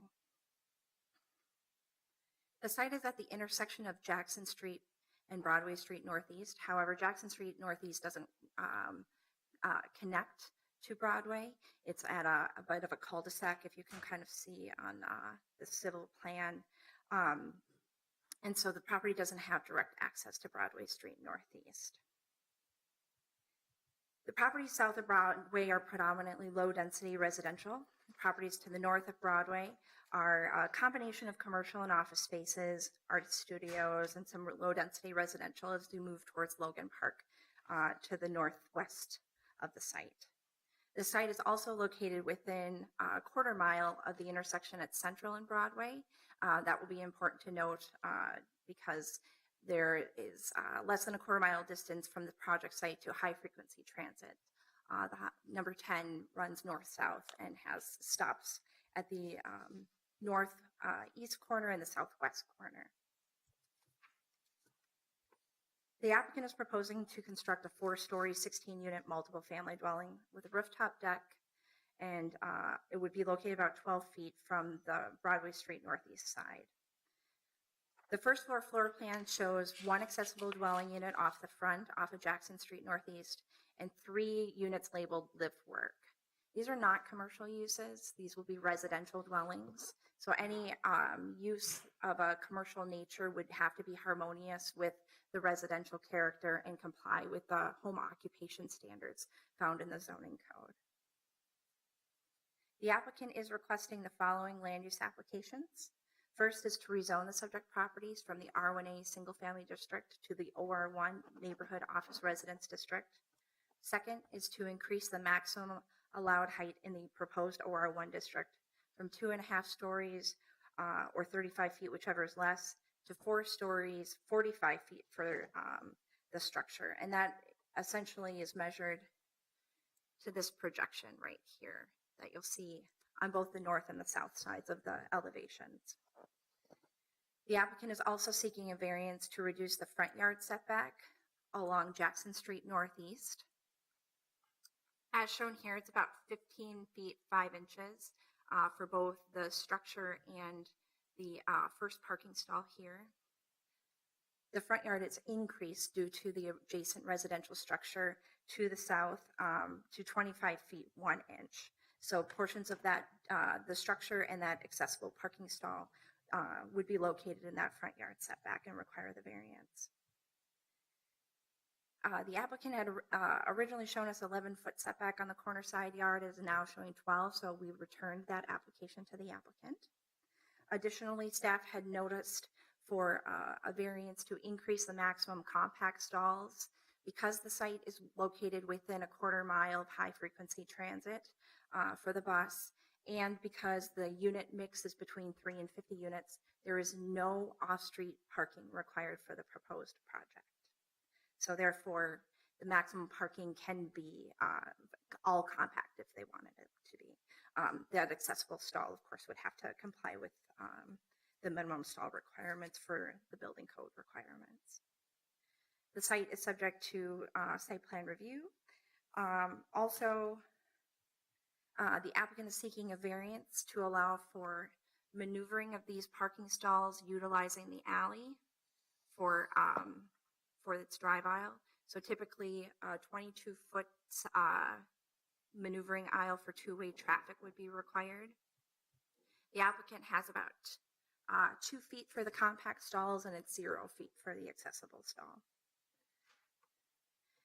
The application includes a new platted easement for, I shouldn't say platted, the applicant is proposing to adjust the public alley and provide an easement along the south here. These lines that you see here are turning radiuses to demonstrate maneuvering for trash vehicles.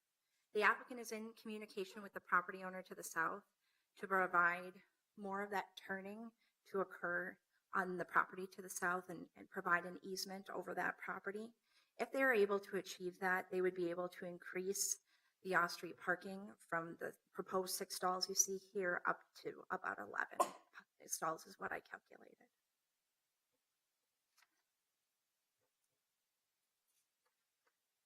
Staff has received a great deal of comments on the proposed project related to traffic, scale, and massing. Many of those comments were included in the original staff packet, and then you received another very thick packet today for correspondence that came in after last week, Tuesday. I'd say generally at the end of it, it was pretty mixed, about half and half in support and in opposition to the project. So for the proposed rezoning, staff really relied heavily on a combination of the existing policies in the Minneapolis Plan for Sustainable Growth, but also some very explicit language in the master plan for the St. Anthony East neighborhood. Specifically, Broadway Street Northeast is a community corridor. So I identified policies related to that.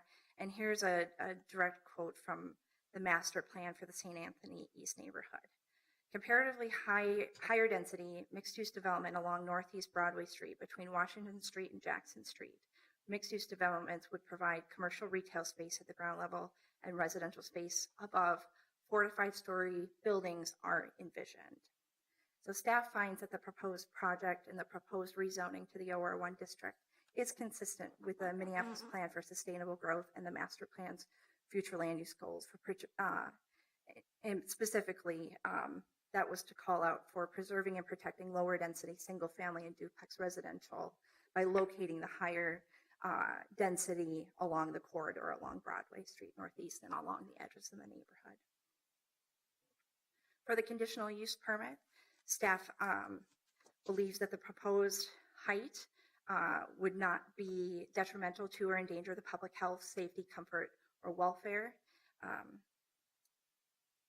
see. There we are. So the setbacks to the adjacent structures are pretty substantial. There's 47 feet proposed between the south building wall and the property line to the south, and 74 feet to the adjacent structure. It would be over 100 feet to the adjacent structure. That would be, look, this is their garage here, and their home is approximately in this location, but it would be over 100 feet away. Staff again noted consistency with policies in the Minneapolis Plan for Sustainable Growth and the St. Anthony's Neighborhood Plan, specifically calling for heights of 4 to 5 stories in the area. For the additional standards to increase the maximum height, the subject property is at the north end of the block.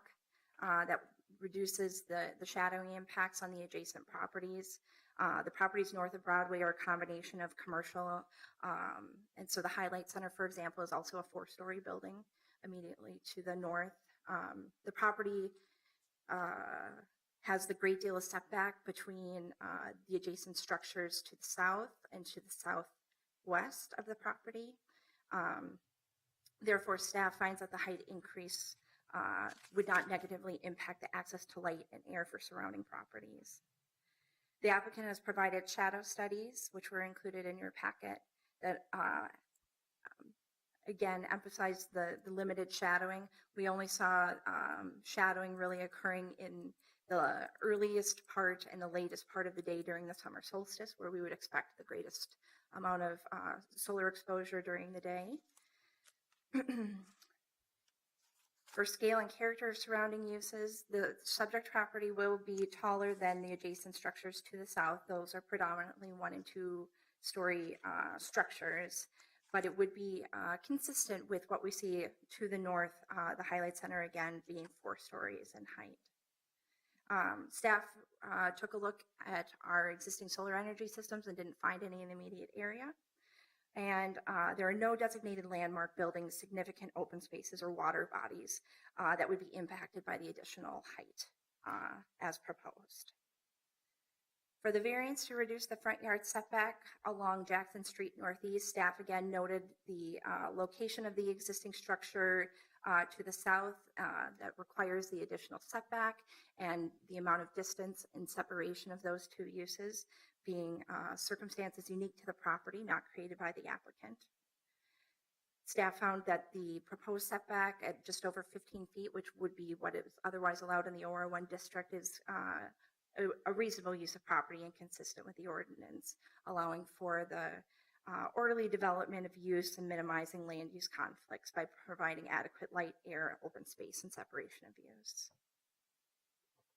For the variance to reduce the distance for the maneuvering space from 22 feet to 0 feet for that accessible stall and 2 feet for the compact stalls, staff found it was a unique circumstance to have to provide a public alley on the property. Of course, it needs to go another location.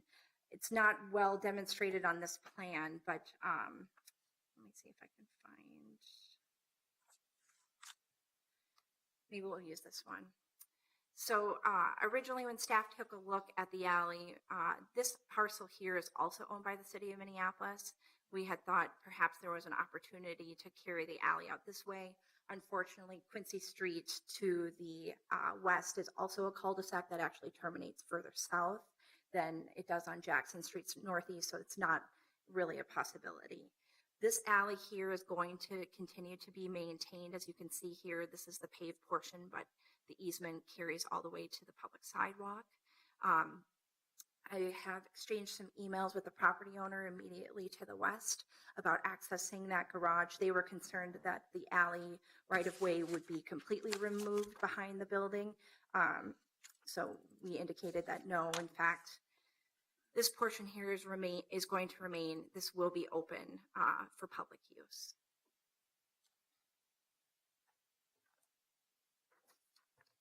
For alternative compliance, it was actually quite minimal. They just required to provide additional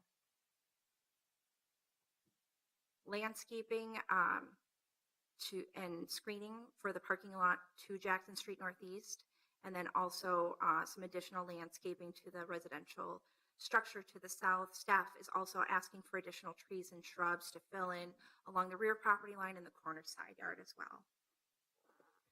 For the alley vacation, CPED staff has approved or is recommending approval of the alley vacation. And at the time of preparing the staff report, Public Works was also in support of the alley vacation of 756 Jackson and relocating it to 750.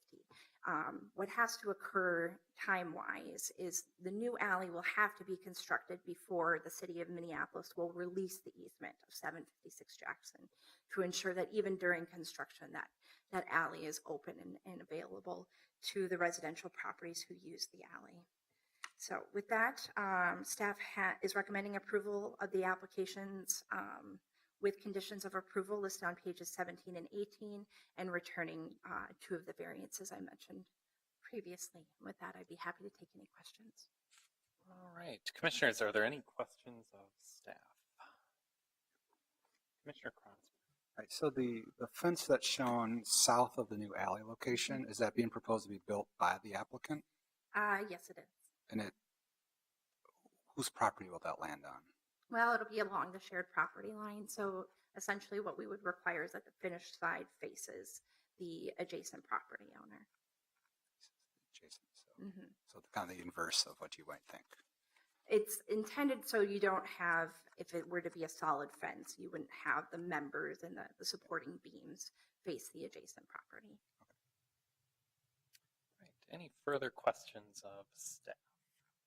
Commissioner Ellis. So we're looking at a 16-unit possibility, and how many parking spots do you think you'll be able to provide? Right now, as proposed, they would be able to provide 5 compact stalls and 1 van accessible handicap stall. If they're able to talk the adjacent property owner to the south into releasing some of their property just for easement, they would still retain the underlying lot. They could provide as many as 11 parking stalls, one of which would be that van accessible stall. Okay, and then access to public transportation. Yes. So the path would be connecting immediately here from to Broadway Street Northeast, following the public sidewalk. Southbound, the number 10 picks up here at the southwest corner of Central and Broadway, and then the northbound picks up here. The number 30 also runs here as well. But as far as it relates to the zoning code reduction for residential uses, we are looking specifically at high frequency transit that has midday service serving at least 15 minutes or less, which the number 10 complies with. Thank you. Thank you. Commissioner Slack. Just for verification, how much of the existing alley will be vacated? So it would just be the portions, oops, sorry, I'm going the wrong way. It would just be the portions that actually exist on that parcel. So it really terminates at that property line. So this is what would be vacated. Oh, okay. This, of course, is existing platted right of way, and that would be retained. So the garbage for this specific project gets loaded from the alley side? That's correct. And that was, the applicant worked extensively with Public Works to try to arrive at a plan that met all of the requirements for transportation and movement, and including trash pickup. So the trash truck will actually literally drive north and then back up? Mm-hmm. And then, oh, okay. And Commissioner Cogill. You had mentioned at the beginning that part of the land sale deal would require some affordability component of 3 or 4 units. Are those units to be determined by the city or by the applicant of which are affordable? I believe that will be at the discretion of the developer. Unfortunately, that's not an area I'm well versed on. Commissioner Slack. Sorry, this is just a nitpicky thing. The plan that you have up now, I think, shows the bike racks correctly. Yep. And then all the other plans show it in the middle In of the the wrong sidewalk. spot. Yeah. That's right. It was noted in the staff report that this location of the bicycle parking is not preferable, that we want to see. And you could see that the applicant adjusted the plan to show the bicycle parking. This will allow for a clear and open walkway connecting to the public sidewalk and then either to the ramp or to the front door. There are also entrances to these units here along that same walkway. But yes, this is not the preferred, this is not the allowed location by the conditions. All right. If there are no further questions of staff, I will open the public hearing on this item. I'd like to ask the applicant to speak first. If there's anything you have to add to the staff presentation, and please state your name and address for the record. Good evening, council members and President Brown. My name is Mick Stoddard, and I'm going to speak on the behalf of the owners. Address is 333 Washington Avenue North, Suite 210. We are in full approval and agree with all the recommendations, working with Shauna on staff. I think it's a great project and a great opportunity for this neighborhood. And I'm available for any questions. I don't have anything else to add to the discussion at this point. Are there any questions of the applicant? Commissioner Slack. Why not? I'm on a roll. But what was your interaction with the neighborhood association? We presented to them one time, and prior to that, we had met with members of their council, and the original proposal for the project was working within just the site that we had. They said, we want you guys to be a little more aggressive and do something that really works better with our small area plan. Can you look at pushing that building up onto Broadway? And so your building addresses Broadway and starts to be a little more typical urban street front that works better with that city, or with that street rather. We presented this project, and like Shauna said, it's sort of mixed results. Parking's a big issue. They do get a lot of people parking that go to the building across the street, walk across Broadway. Tends to be a little bit of an issue. And other than that, it was pretty much the main concern. Any further questions of the applicant? If there are none, we can move on to any other speakers. And anyone else who would like to speak on this item, you can, please come to the microphone and state your name and address for the record. Thanks for having me. My name is Dan Johnson. I live at 714 Jackson Street, so about 6 or 7 homes south of the proposed development. I wanted to take a chance also, by the way, to thank Shanna. It's been relatively difficult to get a fair amount of information on this, and she's been really helpful. We may disagree on some of our findings, but she's really been helpful. So a little bit of background. My wife and I, Leah, moved here in 2012. So it's been a few years with every intention of it being a starter home and moving on. We are now considering building onto our house and staying in the neighborhood because this is an incredible community that we're really proud to be a part of. You're going to feel that kind of running vein through some of my comments here. It's a community that really takes pride in their ownership of their own neighborhood. We have if you guys are familiar at all, we have a park in the neighborhood, Community Commons Park. This is not a city park. This is a community-owned park. It's maintained by community members. We have multiple instances of multi-generational families living here for 50 plus years. There's a huge sense of community here. So I think this kind of comes down to 2 primary things. There's a logistical component and there's a community identity component. So logistically, and these have been brought up a little bit by Shanna, but primarily this is a narrow street. So Jackson's narrow. It's common for cars to be parked on most of the block on both sides. The remaining width of the street is not wide enough for 2 cars to pass each other, which currently isn't problematic for us because currently everyone kind of knows each other and you pull into a space that's somewhat available or you back up and let people through.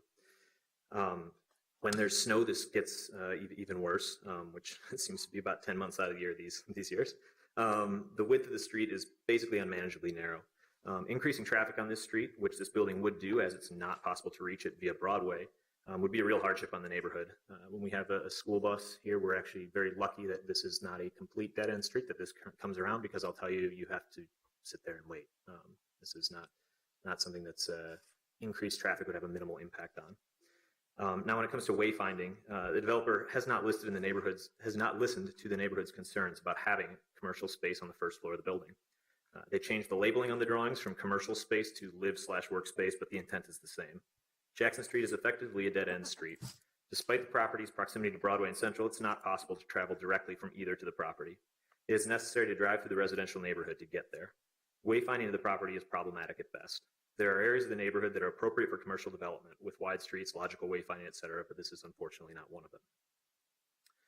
As far as the alley is concerned, the alley and the parking design makes the alley worse for the neighborhood and is insufficiently sized for the future occupants of the building. So I think we've kind of covered the 5 to 6 spaces for 16 units. Not to just completely belabor this, but to the community identity. I've been to 3 to 4 community meetings where this has come up. In fact, I think only 1 or 2 of them where it was intended to come up. The community feels very strongly about this. I will not say that I know for a fact that it is different than an even split, but I did spend some time canvassing the neighborhood in preparation for this meeting, trying to get people to give some feedback to Shanna. And I would say from the 3 to 4 blocks that I covered, it was 1 person who was for it, 1 person who said he was moving and didn't care, and everybody else was almost unilaterally opposed. So again, there may be different things that came in via email, but that was my experience. When we're talking about a lot of these comparisons to the properties north of Broadway, I want to make a distinction here. Broadway, as many of you know, is a pretty significant thoroughfare, and especially with the raised intersection between Broadway and Central, there's a pretty significant division between the types of businesses and buildings that are north of Broadway and south of Broadway. So what may be an acceptable four-story building north of Broadway would stick out quite sorely in a neighborhood of 1.5 and 2-story homes. Really, what I think from a community perspective, we're less concerned with apartments. We already have multiple apartment buildings, and they're great members of our community. That's not really the argument being made here. I would say the business aspect and increased traffic aspect on a regular basis is probably the largest concern. So just in closing here, we may be talking in terms of building heights, parking, and traffic, but at its heart, this is a community. This is our community. Every item you've heard discussed relates to a real concern that this real neighborhood has with making itself better as a community. I ask that you please consider our community in your choice to allow this to move forward as it's currently planned. All right, thank you. And is there anyone else who would like to speak? And please state your name and address for the record. Hi, I'm Leah Johnson. I also live at 714 Jackson Street. And Dan hit on a lot of the points, but I just wanted to kind of bring up a couple other things that are just sort of concerns and things that we want to make sure are accounted for. So I think and Dan sort of hinted at that fact that this doesn't necessarily fit with our neighborhood, but I think the other concern stems from the fact that if you look around Northeast, there's been a tremendous amount of development for luxury market rate housing of 1 and 2 bedrooms, which is what this is. So, there's Nordhaus, there's Red 20, there's the Greenbelt building. Those are huge buildings and they're not full. And some of them have been up for quite some time and they continue to not be full. So we're just a little confused why we need to be building something that's kind of invasive and not really in keeping with the neighborhood when there's no unmet need there. So that's just kind of a starting point for us. And then the fact that initially it had come in as all the market rate was a big red flag and concern for us. So I'm pleased to hear about the affordable housing requirement unit and would encourage that they round up, not down on that. Because I think, we're literally seeing gentrification happen in this neighborhood and it's kind of heartbreaking to see neighbors have to leave. So I think that's really important. And then I think the other things I'd like to kind of, having heard more of this, it wasn't clear on the plan, having heard a little bit more about the alley, I'm pleased to hear that it'll continue to connect through Broadway for walking. So thank you for that. But going into kind of the setback concern, I think the other issues is we're looking at that setback from Broadway being the variance to decrease that. We're a little bit concerned there. Because one of our sort of goals and something that's also part of our small area plan is that we increase pedestrian safety. Minneapolis has signed on for Vision Zero to decrease pedestrian deaths and increase pedestrian safety, and putting a building closer to a road like Broadway does not facilitate increasing safety. That portion of Broadway actually has like light posts embedded in the sidewalks and things, so it's already very narrow. There's members of our community that can't even walk their child's strollers through those areas clearly and safely. So moving something like these steps onto that area is also kind of a big concern for us. And then as we look at sort of this commercial thing, I think there's a couple other concerns. One that it's not, the idea is that those will also be accessible via the pedestrian walkway. And that's not a desirable place to be walking at present. So that also opens up the opportunity for vacancy in these sort of commercially zoned areas, which is not something anyone wants in their neighborhood. So that's an additional concern. And then we're also a little bit worried about this conditional use permit for the height increase.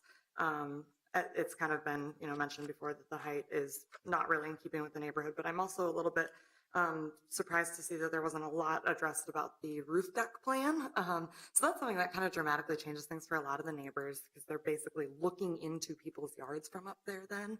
And again, we're not allowed to have roof decks on our houses. I think that'd be lovely, but we can't. So it seems a little bit incongruous that that's something that's available to a large group of people that isn't available to everyone else. So, those are some of the concerns that we have. And we recognize that there's probably something going to be built here, and we just really hope that it's something that fits a little bit better with our neighborhood. I know there were also concerns that there were things like the size doesn't require an environmental impact study, so we were essentially told like, no, we're not going to do permeable pavement. We don't have to do anything here, that kind of thing. And they're trying to put a really big amount of people on a really small lot without sort of making concessions in the opposite direction. So it was just a little bit sort of disappointing to hear that. And, it feels like they're just kind of trying to have it both ways. And so while we recognize that this higher density housing, this is a more appropriate place in the neighborhood, perhaps, there needs to be, we're hoping that there's like a little bit more give and take than we've previously seen. And we think that there are ways that this can be done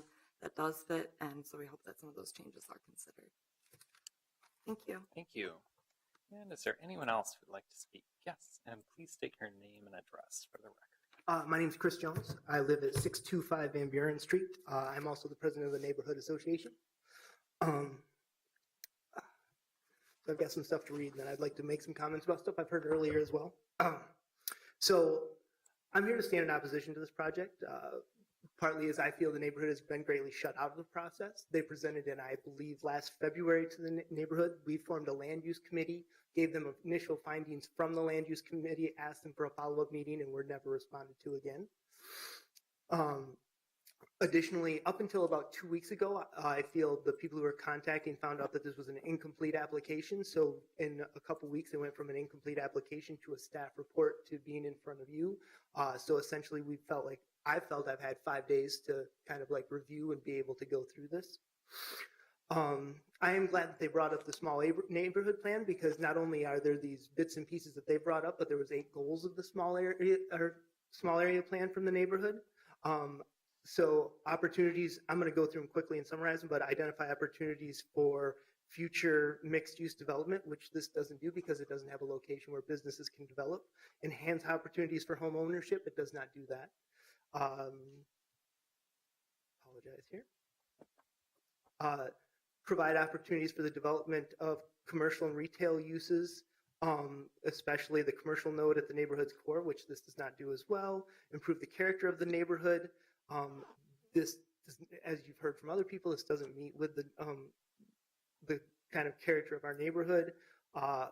Reinforce the hierarchy of the neighborhood streets, where some provide local access and others provide for transit. Because of the landlocked area of this, everybody's going to have to go through the neighborhood to get to this. This is just not the right location for someplace to increase traffic. Improve accessibility by expanding transit and bike facilities that's kind of neutral. Enhance the visual appeal and design character. One of the things we did bring up was even the materials used in talking about matching the Highlight Center, which is the old main office for Minneapolis Public Schools, and talking about more brick. We didn't get anywhere even on something like that. I'd also like to point out from the neighborhood small area plan from page 36, it specifically calls out this parcel of land. I'll read from that now. The introduction of comparatively higher density mixed-use residential developments along Northeast Broadway Street at the intersection of Monroe. The design features of any new higher density mixed-use residential development should include attractive and functional rear entrances, attractive and appropriate buffering, but the most important thing is self-contained parking to ensure that adjacent residential streets are not impacted by the development's parked cars. So the neighborhood is bringing up the issues around parking. I realize we're in a city and that's going to happen, but even in the small area plan, they intentionally called out this lot as being one that needed self-contained parking if you were going to do it. And so for me, being on the outside, I don't understand how we can pick and choose what parts of the small area plan we want to follow. Apologize.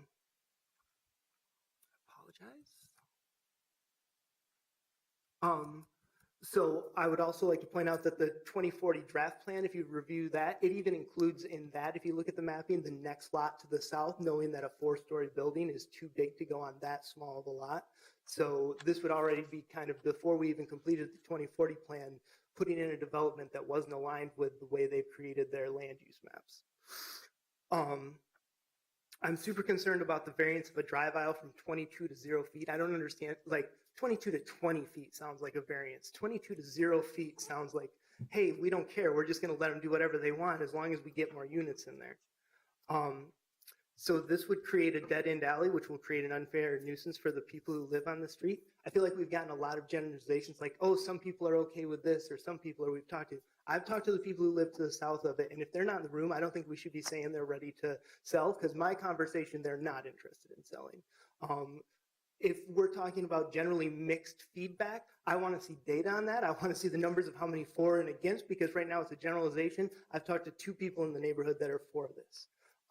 Speaking to the developers, they spoke with the previous president of the board, who is one of the supporters, but that also included the idea that the original proposal was going to have businesses in the bottom of it. And I'll tell you what he wanted was to be able to walk to a hamburger shop or an ice cream shop right there. So we're making a whole lot of generalizations versus the things that are on paper, or providing data to kind of follow what we're doing. So also, in my brief review of the site plan portion of the staff report, the planner just makes a generalized statement about the 10 urban plan policies this plan must meet. And the only finding is that they are met, or could be met with conditions of a variance, but not how. I would like to review the plan against those 10 urban plan policies as well to make comments on whether this application meets or exceeds them. They're written to protect the existing characteristics of their neighborhood, and I want to be sure this project does. This is my neighborhood, and it's where I plan to stay and raise my family. So I would ask you guys, if this is just not enough time. There's a lot more that's going into this. This is trying to put a square peg into a too small of a square hole. And it's going to create an unnecessary burden on the neighbors that live there. And this is without a doubt not a NIMBY thing. Everybody I talk to, I'll say not in my backyard type of thing, is interested in development. They want their neighborhood to be strong, but they want to have a voice in having the right project there. Yeah. Thank you. All right, thank you. And is there anyone else who would like to speak on this item? Please state your name and address for the record. Hello, my name is Melissa Mahaffey, and I am the owner at 743 Quincy Street, so that would be on the backside alleyway. And I would just like to point out a couple of things. So I am in opposition of the new complex, but I would like to point out that I am a younger homeowner, and I actually bought about 3 years ago. What attracted me to this area was all the things to do around town, and also the easy access to public transportation, like we're saying. But with this complex, I am in complete agreement that it's trying to fit a round peg, the square peg into the round hole.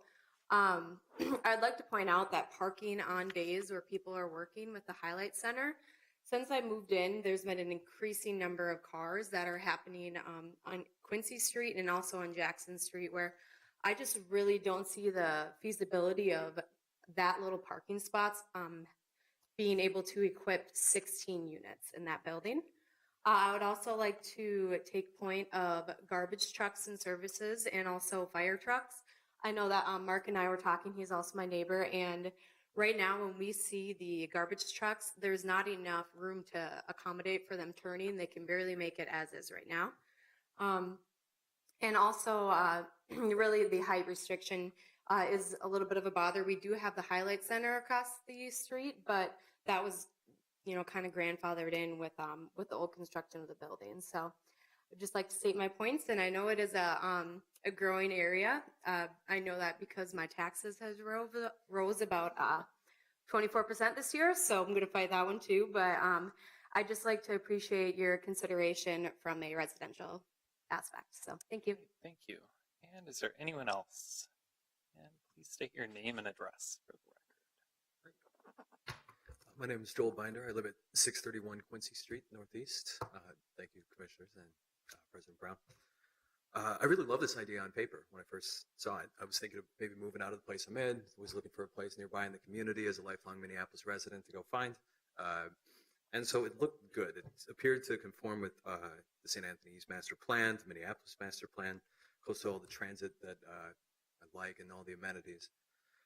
Also kind of addresses the missing middle. I didn't like Nordhaus. It's big, it's ugly, it's not appealing to me. Whereas this, smaller, kind of within the frame of neighbors, is a little bit nicer. They don't require parking, but they're providing extra. So overall, I don't hate it. But one thing that I'm a little bit worried about is its closeness to Broadway and how people actually realistically will engage with it off of that street. I'd like just a quick show of hands, anybody that does.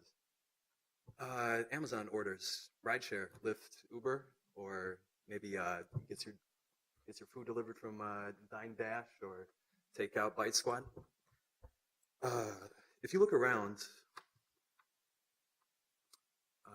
I don't see those drivers pulling in and pulling onto the streets, delivering off at the front, and being on their way. I think they're going to stop on Broadway. That's just what's going to happen. It's a lot easier. You could call this building 812 Broadway. I know you mentioned earlier the timing and the different kind of requirements needed to call it a Broadway street, and that's essentially what it's going to be for people. The height of the building is 4 stories. If you look nearby over at Spring Manor, it's a lot taller. But a lot of days when you get snow, adverse weather, it covers the roadway. Cars go over it. It turns icy. Then people walk on it, and they trip, and they fall. I've helped multiple people out front of the Spring Manor, which is a little bit out of size. And I'm worried that something similar like that might happen in front of this place, especially if somebody stops in front to drop something off by the front door. Ice is going to accumulate behind them, and the people are going to come up and slam on the brakes and slide right into them. Maybe it'll be an empty car and people get their dinner late, but maybe it'll be a little bit more serious. So I think there's a real danger to health and safety. And on that basis alone, you should evaluate, some of the sun maps to see what might be the impacts to our neighborhood and our goals for pedestrian safety. Thank you. All right, thank you. And is there anyone else who would like to speak? Yes, and please state your name and address for the record.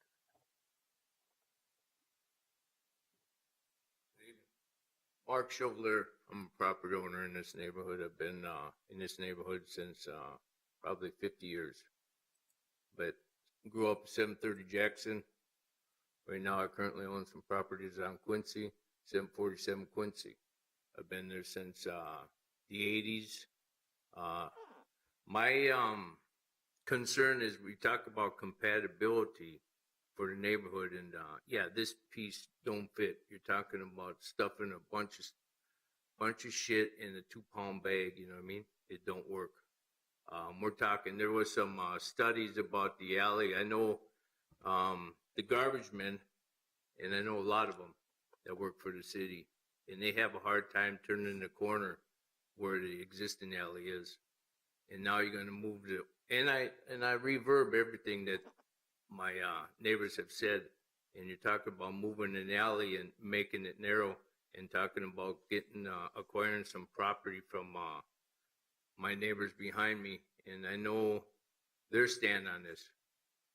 Like someone said, they're not here right now, so we shouldn't be, you know what I mean? But I know their stand on this development. And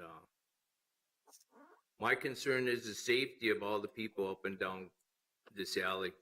You know what I mean? For whether it be garbage men, emergency vehicles, getting up and down it. And then my neighbor to the north of me also, there's some concerns there about his access.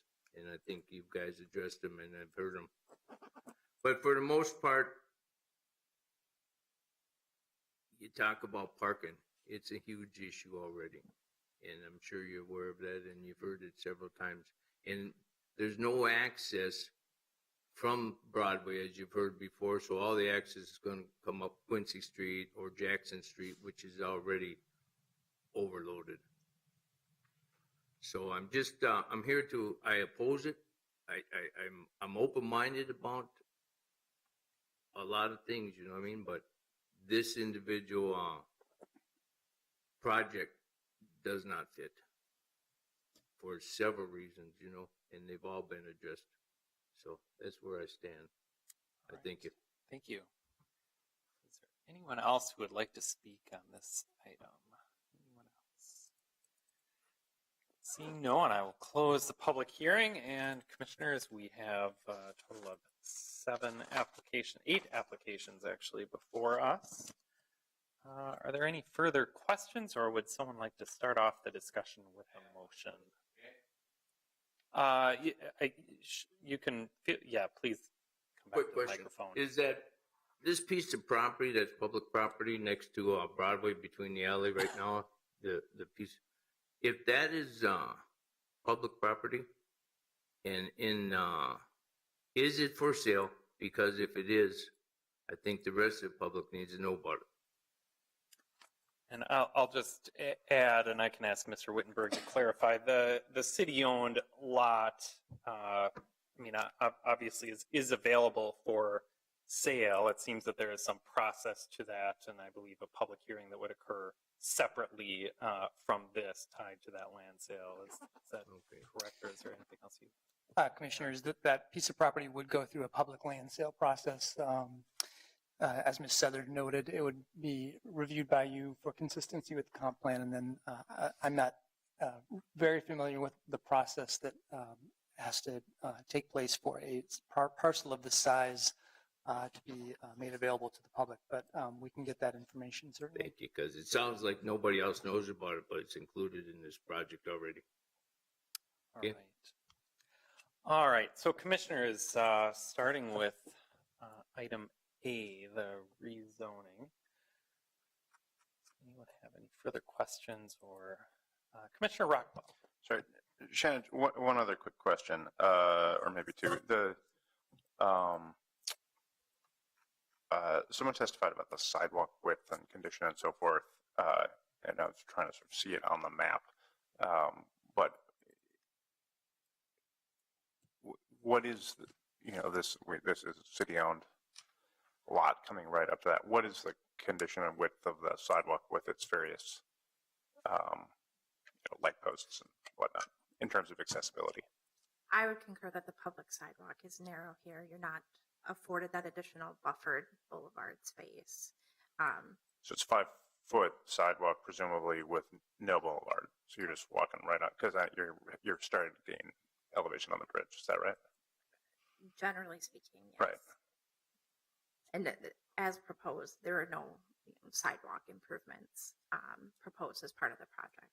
Okay. And then this is jumping a little bit off, and maybe Jason and Shanna, you can or cannot answer this, but what is the intersection of this project and it being before us and the land sale?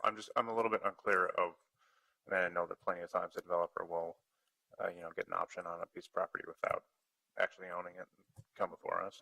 We don't know, and it's not our business, but the fact that it's a city-owned parcel, I think, is somewhat relevant, and given the amount of applications. So, is there any relevance to that? I don't exactly know what my question is. It just feels like a funny scenario where we have the city-owned lot where it hasn't gone up for sale, or has it? Where are we in that process? What's going on? So this project has been around for about a year now. The applicant made a purchase offer last year, was not accepted. There were some of the materials that were required as part of the purchase offer that were not submitted to the city. And so essentially they determined that they do not have an application before them. We have an interesting situation with the alley in that Public Works will not release the easement of the alley over 756 Jackson without providing a new alley somewhere else or improving the existing alley.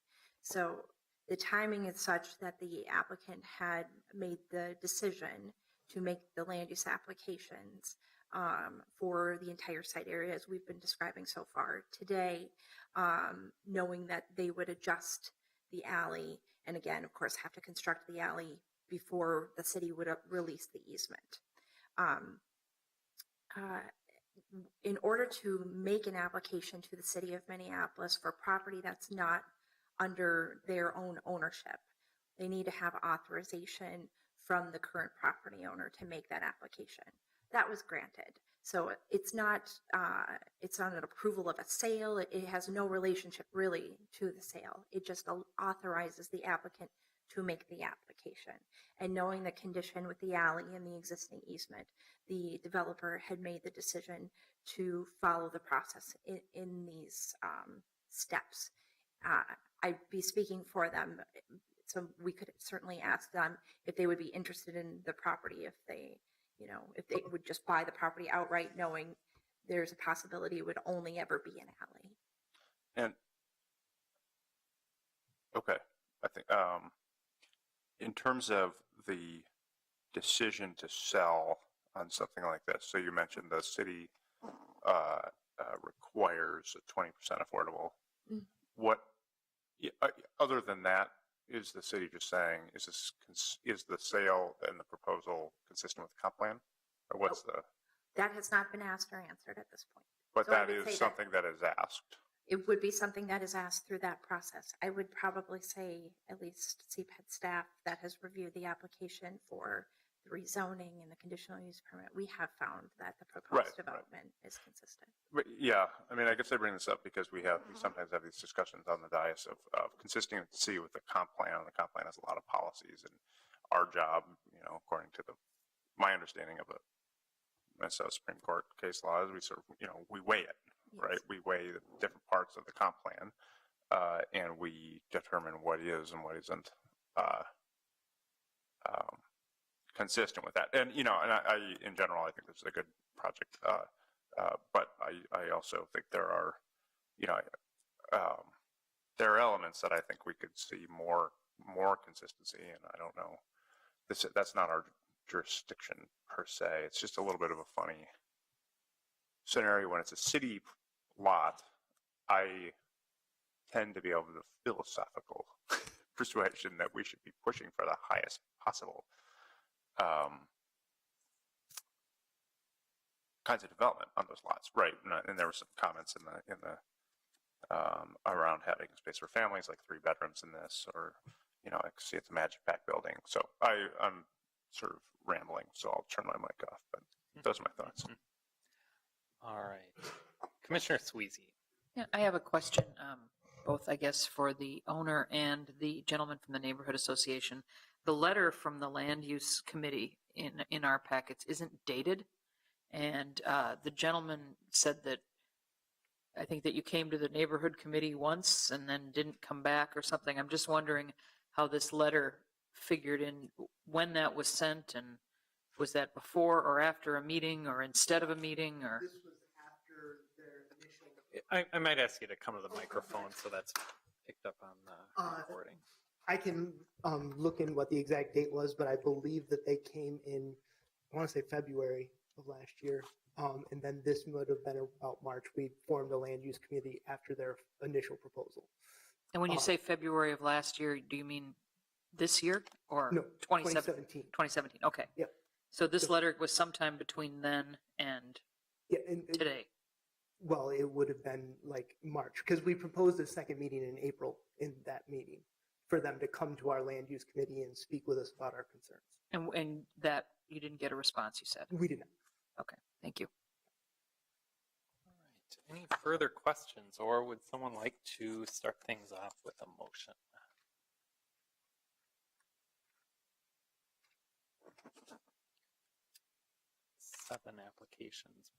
Eight applications actually before us, starting with the rezoning.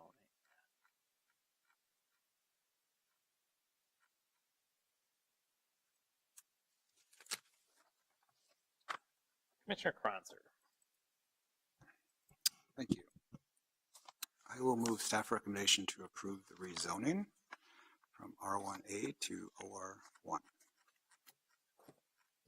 We have a motion and a second to approve item A, the rezoning. Is there further discussion?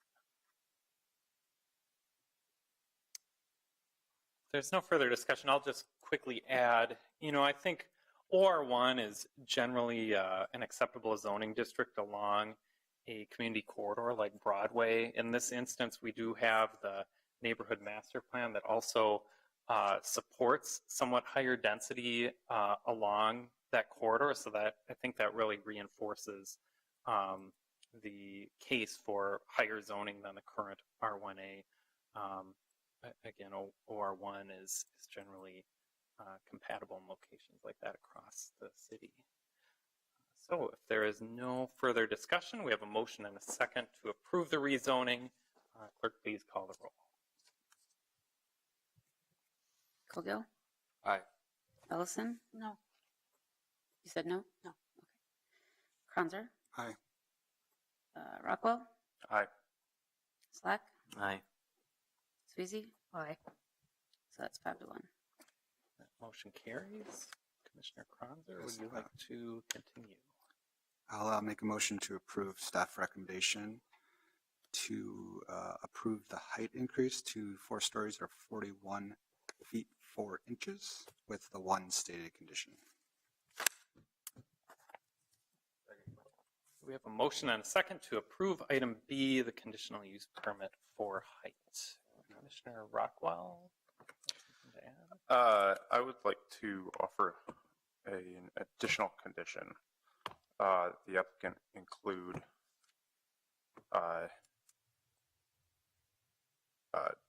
2 3-bedroom units in the building.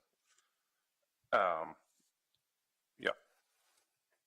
All right. So Commissioner Rockwell, you're proposing to add a condition that the applicant add 2 3-bedroom units. I might ask you to elaborate. I guess I'd be a little concerned about relating that to the building height specifically. Yeah, this is, so unfortunately for everyone here, I wrote a long legal memo on 3-bedroom units. I have to find it. So it didn't occur to me Maybe before. before we get too far into the weeds, we should ask for a second on that. Second. We have a motion and a second. I'm just going to pull this up so I can scan my reasoning here.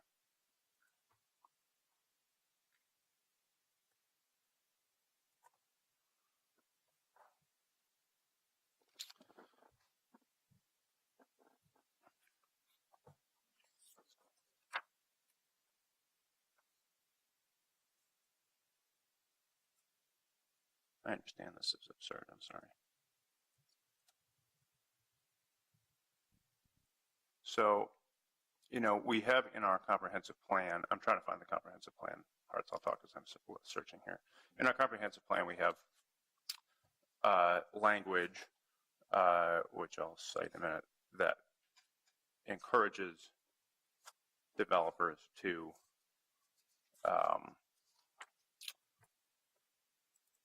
include space for families. And we have drawn, as we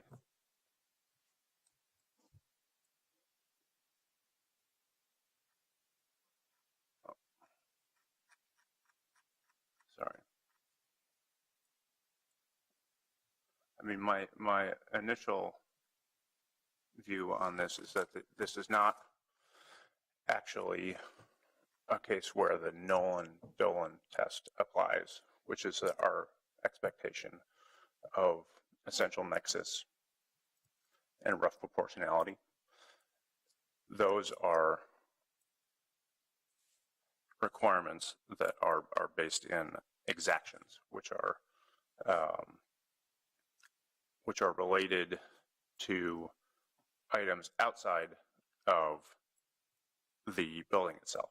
So in all of the case law on exactions, at the Supreme Court level at least, those relate to a pathway, right? Those relate to some sort of public invasion of private space. So the Supreme Court case law on conditions on a building is in what's called the Penn Central test, which is a test that was applied to a historic designation. So it asked what someone could do with a building itself and whether they could build to expand that building or adjust that building. And the analysis was that we are asked to do is whether there's essentially de facto taking, which is a government taking over part of that land, and then we are asked to consider the investment-backed expectations of the developer. So in this case, the investment-backed expectations when they're looking at the parcel are an R1 district, right? Or they are the OR1 district if they are rezoned, but they're looking at an R1 district which restricts height to 35 feet. They're asking for more than that, and so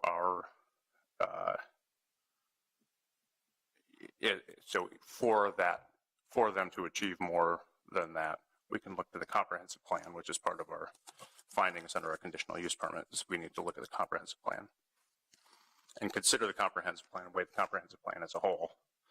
And when we look to the comprehensive plan, we look at the guidance for areas like this. Having space for families is there. And so I'm basing it in that part of the comprehensive plan. And I would be more eloquent if I had thought of providing this condition beforehand. All right. And Mr. Wittenberg. Commissioners, I'm going to disagree with our colleague. Conditions of approval adopted by the city have to be reasonable, have to have a rational basis, and have to have a relationship to the request at hand.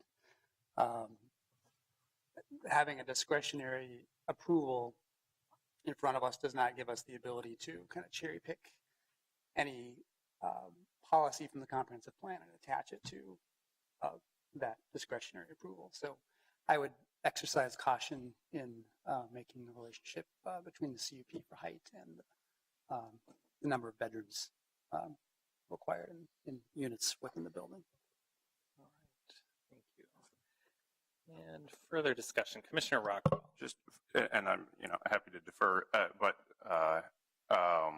the policies are policy 1.8, preserve the stability and diversity of the city's neighborhoods while allowing for increased density to attract and retain long-term residents and businesses. And 1.8.1 says promote a range of housing types and residential densities. Policy 3.6, foster complete communities by preserving and increasing high-quality housing opportunities suitable for all ages and household types.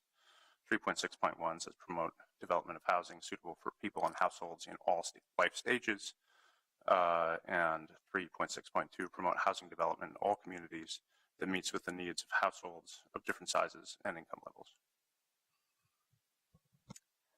All right, thank you. Any further discussion on adding this condition? And I think we can just do a perhaps a roll call vote on adding the condition. I will add, just to kind of reiterate what Mr. Wittenberg said, I agree with Commissioner Rockwell that our comprehensive plan does support or does encourage the city to increase the variety of housing types, particularly, and I think it's well known and documented that there's a shortage of larger rental units out there. I guess I do have some concern about tying that to building height. I think for the conditional use permit, we do have to have that nexus. So things that might be addressed by an increased height of a building might be looking at shadowing on neighboring structures or adjusting setbacks to account for that increased height. Whereas if we get into some of those other policies of the comprehensive plan that aren't closely related, I'm a little concerned we're kind of getting outside of what is appropriate there. So I would not support that motion. So Commissioner Rockwell. One more point of clarification is I suggested 2 3-bedroom apartments because of the proportionality and relationship to not the development as a whole, but to that portion of the development that is asked for in the conditional use permit. So for consideration. All right, thank you. And we can take a vote on this condition, and clerk, please call the roll. Cogill? Nay. Ellison? Yes. Kronzer? Nay. Rockwell? Aye. Slack? Nay. And Sweezy? No. So that is 2 yeses, 4 noes. All right, and that motion fails. Going back to our original motion to approve the conditional use permit for height, is there any further discussion on that motion? Commissioner Kronzer. I just wanted to say that this project is taller than the surrounding buildings. They're generally single family, 2.5, some duplexes. This project is on the north end of the alley with significant distances between the existing homes, with most of the shadowing impact falling onto the street. So it's not impacting much of the existing homes. I think that's an important point as we try to grow our city, is where these taller buildings are located. Thank you. And if there is no further discussion, we have a motion and a second to approve the conditional use permit. Clerk, please call the roll. Cogill? Yes. Ellison? No. Kronzer? Aye. Rockwell? Aye. Slack? Aye. Sweezy? Aye. 5 to 1. That motion carries. Item C, setback variance. Commissioner Kronzer. Yes, so make a motion to approve staff recommendation for item C, the variance to decrease the front yard setback with the 2 15 feet 5 inches with the 1 stated condition. Right, we have a motion to approve the variance and a second. Any further discussion? Hearing none, clerk, please call the Cogill, Yes. Ellison, Nay. Kranzer, Aye. Rockwell, Aye. Slack, Aye. Sweezy. Aye. It's 5-1. And that motion carries. Items D and E have been returned. We don't need a motion on those, do we? Or do we need a motion? Okay.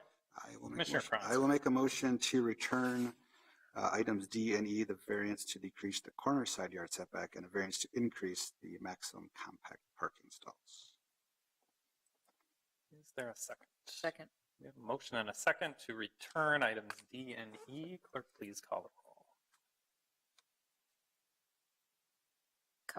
Cogill, Yay. Ellison, Aye. Kranzer, Aye. Rockwell, Aye. Slack, Aye. Sweezy. Aye. 6-0.